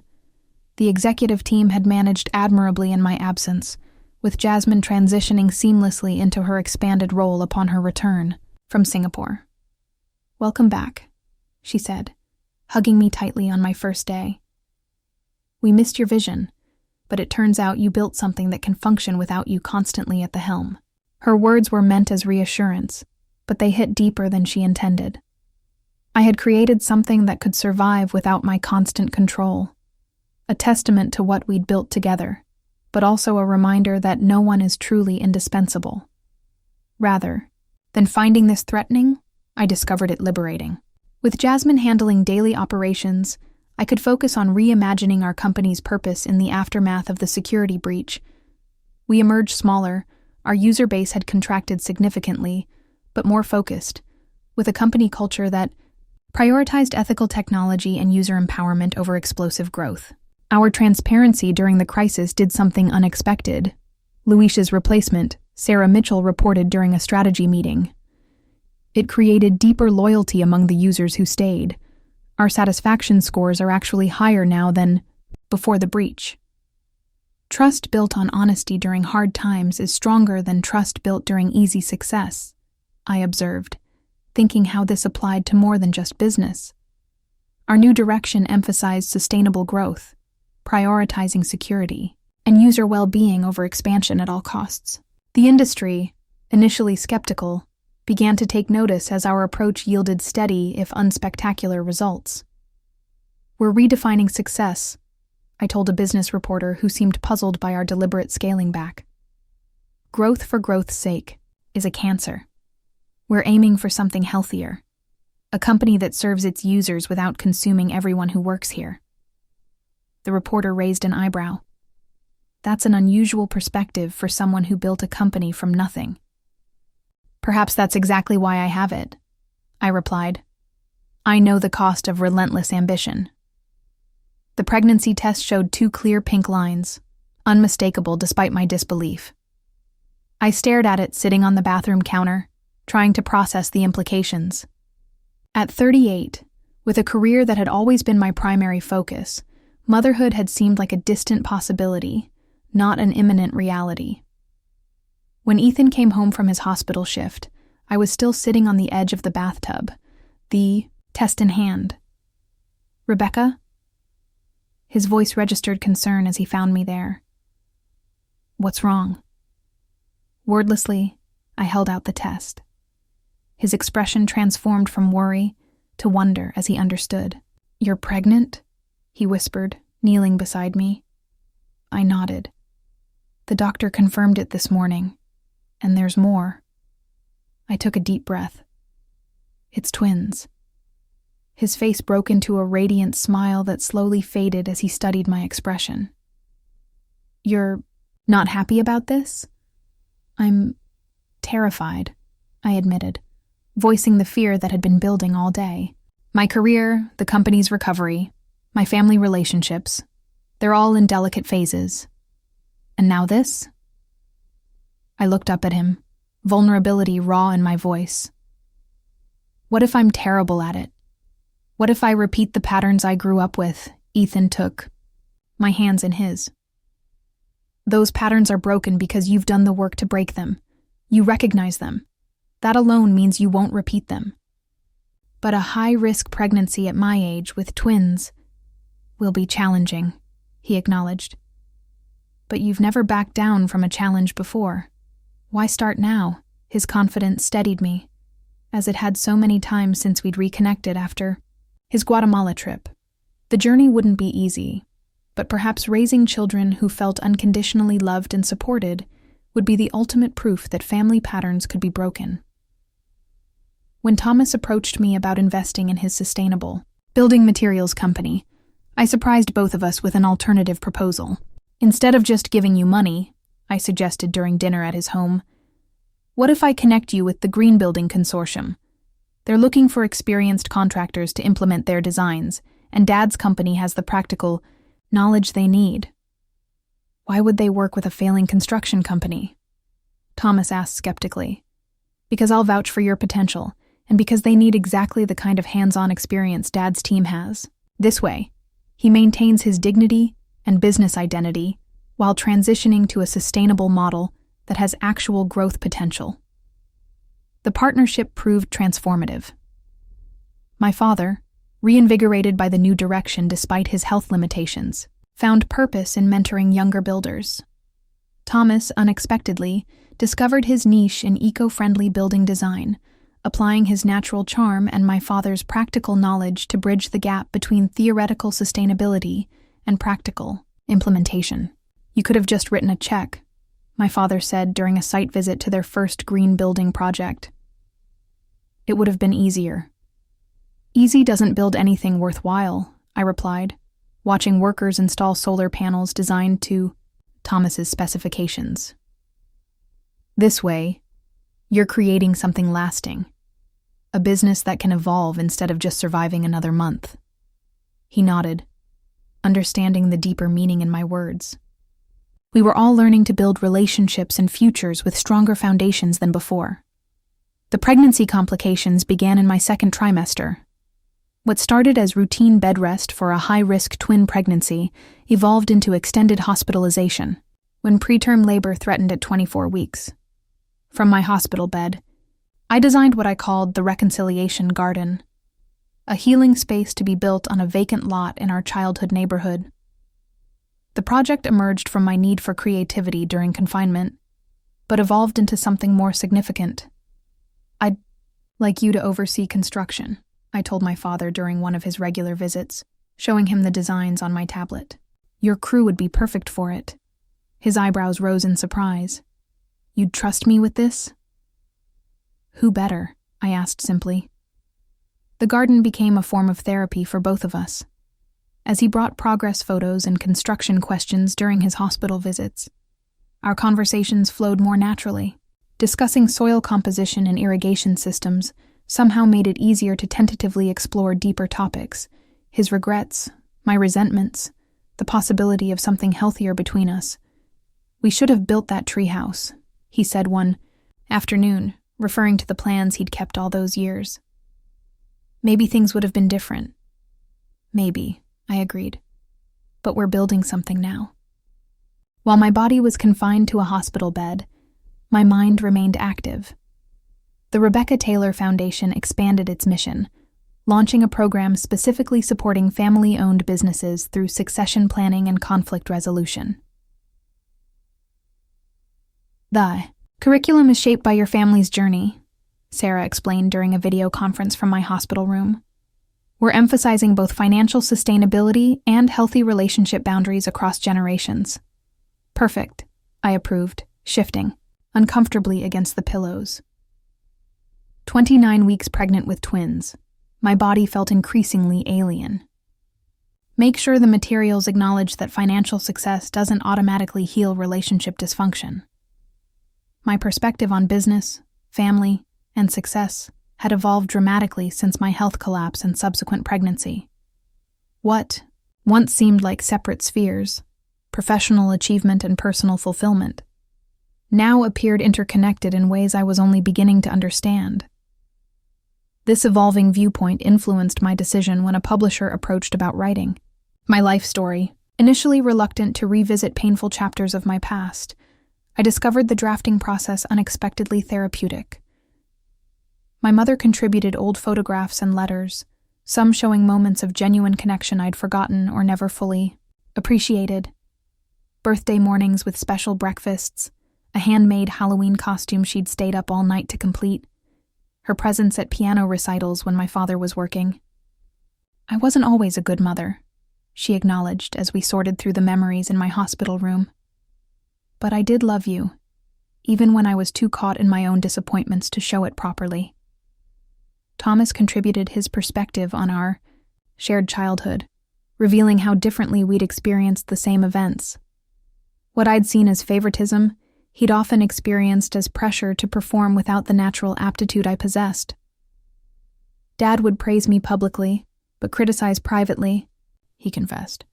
Every accomplishment came with the caveat that I should be more like you in some way, more disciplined, more focused, more independent.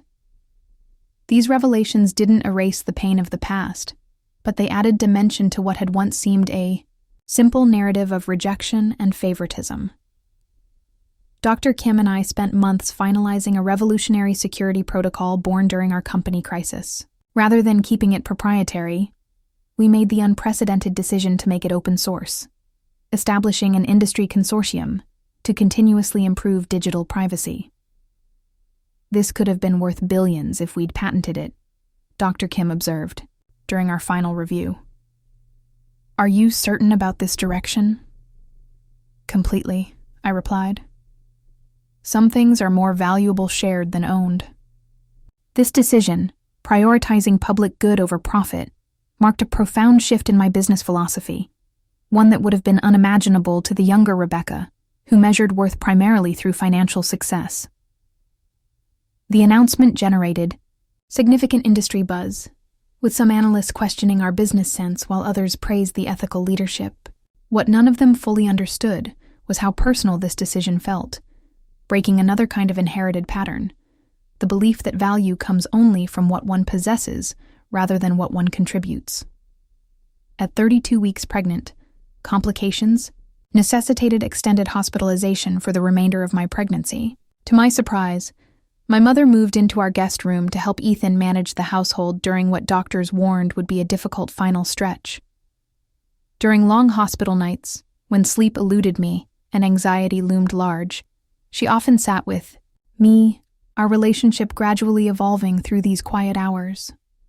One evening, as she crocheted tiny hats for the twins, she spoke of her own thwarted dreams with more openness than ever before. I designed a complete business plan, she said, her hands continuing their rhythmic work. Professional home organization for executives before it was a common service. Your father called it a cute hobby and suggested I focus on organizing our own home instead.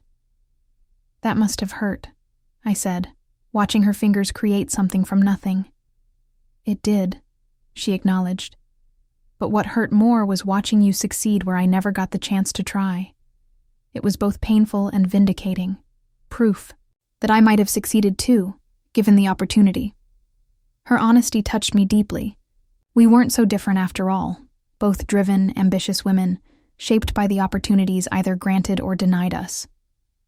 It's not too late, you know, I told her, to start something of your own. She smiled, a hint of her younger self visible in her expression. Perhaps not. But that's a conversation for another day. Tonight, let's focus on getting these little ones safely into the world. The twins arrived at 34 weeks, earlier than ideal, but later than feared. After a difficult delivery requiring an emergency C-section, my daughters were whisked to the NICU while I recovered from surgery. When I was finally wheeled in, to see them, the perspective shift was immediate and overwhelming. These tiny beings, connected to monitors and breathing apparatus, redefined everything I thought I understood about success, achievement, and legacy. Sophia and Lily, named for my grandmother and Ethan's mother, weighed just over 4 pounds each. As I reached a careful finger into their incubators, feeling their impossibly small hands grasp my fingertip, protective love surged through me with an intensity that made corporate acquisitions and stock valuations seem trivial by comparison. They're fighters, the NICU nurse assured me. Strong like their mother, my parents arrived later that day, tentative and uncertain of their place in this new chapter. The moment they saw their granddaughters, something shifted visibly in their expressions, particularly my father's. They're perfect, he whispered, tears in his eyes. It wasn't just joy I saw there, but something like redemption, a chance to love a new generation without the patterns that had damaged our relationship. Watching my parents meet my daughters, I experienced an overwhelming sense that success now meant something entirely different, creating security and opportunity without the pressure that had damaged my own childhood. The cycle was breaking before my eyes. Inspired by my company's governance structures, I established what I half-jokingly called the family council once the twins were 6 months old and thriving. The concept was simple but revolutionary for a family that had operated with implicit hierarchy and unspoken expectations for generations. All adult family members would have equal voice in decisions affecting the whole family, with clear communication, protocols, and mutual support expectations. Our first meeting felt awkward, but surprisingly productive, with Thomas and Vanessa, my parents, Ethan, and me gathered around our dining room table while the babies napped nearby. The purpose isn't to erase the past or pretend we're suddenly a perfect family, I explained, but to create healthier patterns moving forward. We established basic agreements: respect for boundaries, direct communication instead of triangulation, regular family gatherings without obligation, financial transparency without expectation. These simple guidelines, common in functional families but revolutionary in ours, laid groundwork for something none of us had experienced before. Family relationships based on choice rather than obligation or manipulation. Emma, now 11, insisted on being included in parts of the meeting, her natural leadership evident as she suggested the family create a shared calendar for birthdays and important events. "So nobody feels forgotten," she explained with the wisdom of a child who observes more than adults realize. A decade passed with remarkable swiftness, transforming both my family and my company in ways I could never have predicted during those early basement apartment days. Vision Capital had completed a remarkable turnaround after the security breach crisis, emerging as an industry leader in ethical financial technology with a culture that valued sustainability over explosive growth. For our 10-year celebration, marking the company's recovery and transformation, we held an event honoring every employee who had stayed through difficult times. My now 9-year-old daughter sat in the front row beside Ethan, my parents, Thomas and his family, and grandmother, Sophie in her wheelchair, now 94 but still sharp-eyed and attentive. Resilience isn't just about surviving hardship, I told the assembled crowd.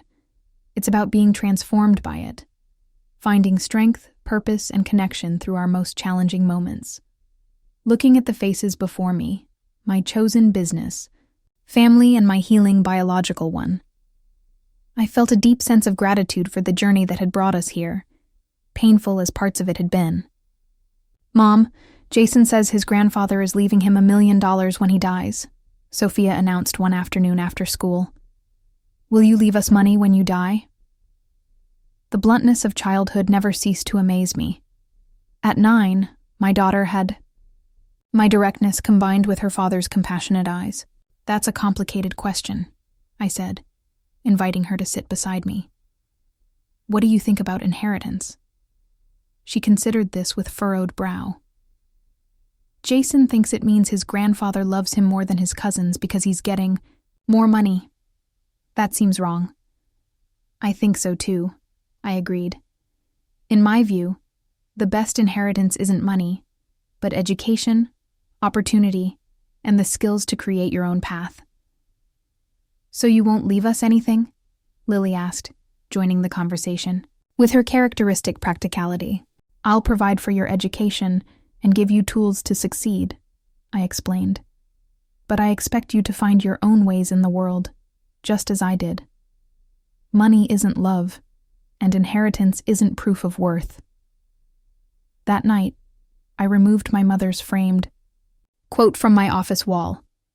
"Your children won't need inheritance. They'll have your ambition." After 15 years, I was finally free of its driving influence, ready to frame success in my own terms, rather than in reaction to the past. For my parents' 50th wedding anniversary, the entire extended family gathered at their home, now modestly, renovated thanks to the success of their green building partnership. The celebration included a ceremony where each family member shared lessons learned and promises for the future. My father, health improved but still showing the effects of his heart condition, surprised everyone with a public apology that would have been unimaginable years earlier. "I failed to see the damage caused by favoritism," he said, his voice strong despite his frail appearance. "But I've been blessed with the chance to learn from those mistakes and to see a new generation raised with greater wisdom." He looked directly at me, then at my daughters. "Rebecca has shown me what true strength looks like, not just in building success, but in having the courage to heal what was broken." Thomas's sustainable building design firm won a major international award in the same year that Sophia and Lily turned 11. At the ceremony, he credited me in his acceptance speech. "My sister showed me that success without integrity is just privileged failure," he said, meeting my eyes across the crowded room. "She taught me, sometimes the hard way, that entitlement is a poor substitute for effort." Our relationship had never become carefree or simple, but it had evolved into something based on mutual respect rather than competition or resentment. More importantly, our children had become close cousins despite the rocky family history, breaking another generational pattern of division. "Emma reminds me of you at that age," Thomas told me at the reception afterward, watching his daughter, now 21, and studying architectural engineering, deep in conversation with an industry leader. "The good parts, I mean. The determination, the vision." "She reminds me of both of us," I replied. "Your creativity with my persistence, the best combination."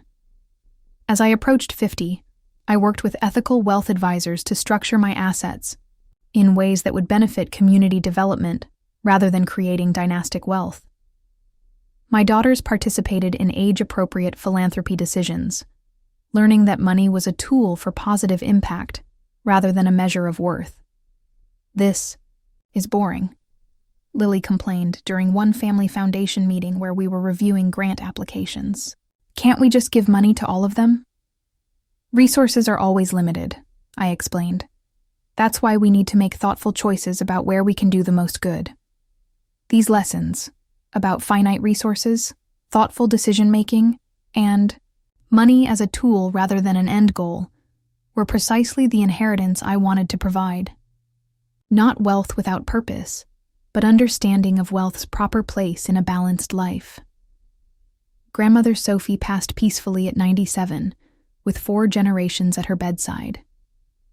Going through her belongings afterward, we discovered journals documenting family patterns across generations, along with letters she never sent to her own parents. The cycle stops here. Her final entry read, "Rebecca's children will know their worth comes from within, not from achievement or comparison. The healing has begun." Her confidence in our family's evolution touched me deeply. She had witnessed the worst of our dysfunction and lived long enough to see genuine transformation begin.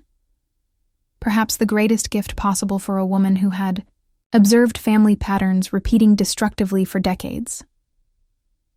The Lifetime Achievement Award from the Financial Technology Association recognized my contribution to transforming business ethics in the tech sector. In my acceptance speech, I credited the company crisis as the catalyst for my most important work.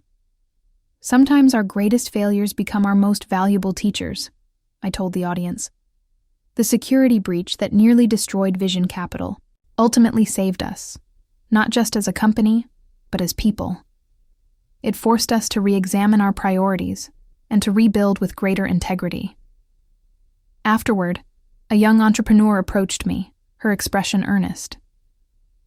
"Your transparency during that period shaped my entire approach to business," she said. "I was just starting out when it happened, and watching how you handled it, taking responsibility, prioritizing users over image, it showed me a different way to lead."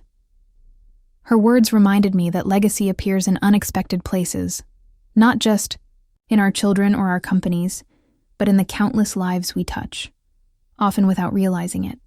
The family vacation at Lake Chelan marked a milestone none of us could have imagined possible 15 years earlier.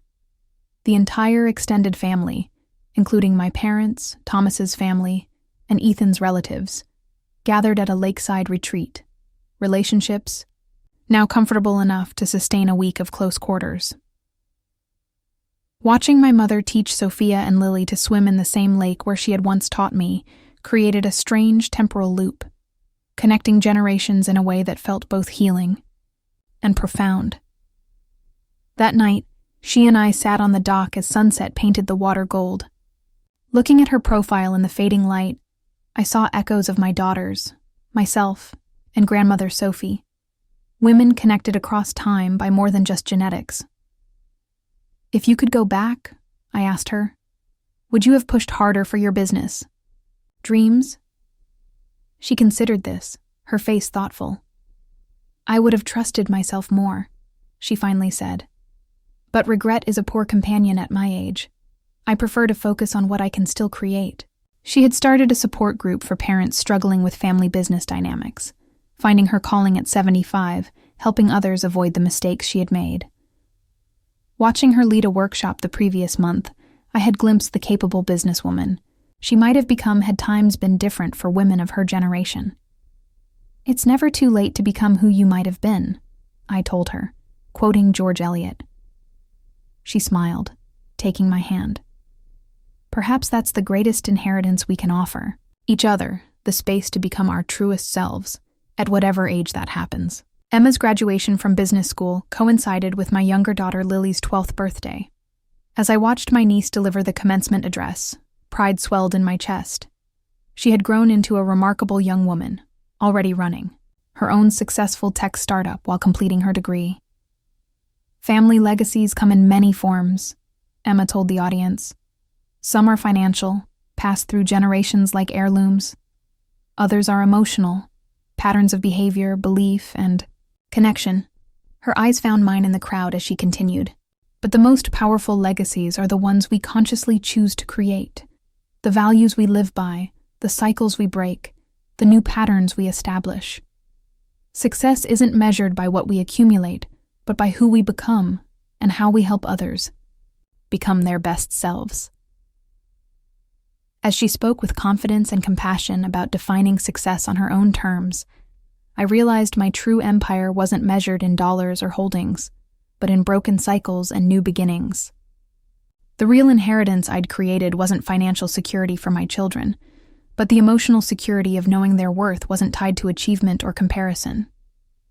That evening, as we celebrated both Emma's graduation and Lily's birthday, 4 generations of women gathered around a table that had seen both painful divisions and healing connections. Looking at the faces of my daughters, my niece, my mother, and the extended family we'd rebuilt from broken pieces, I understood something fundamental about legacy. It's not what we leave behind that matters most, but what we repair while we're here. What would you do if the family that once rejected you suddenly needed your help? Would you choose revenge or find a way to break the cycle? If this story of ambition, forgiveness, and redefining what truly matters touched you, please hit the like button and subscribe for more family dramas that will make you question everything you thought you knew about love and legacy.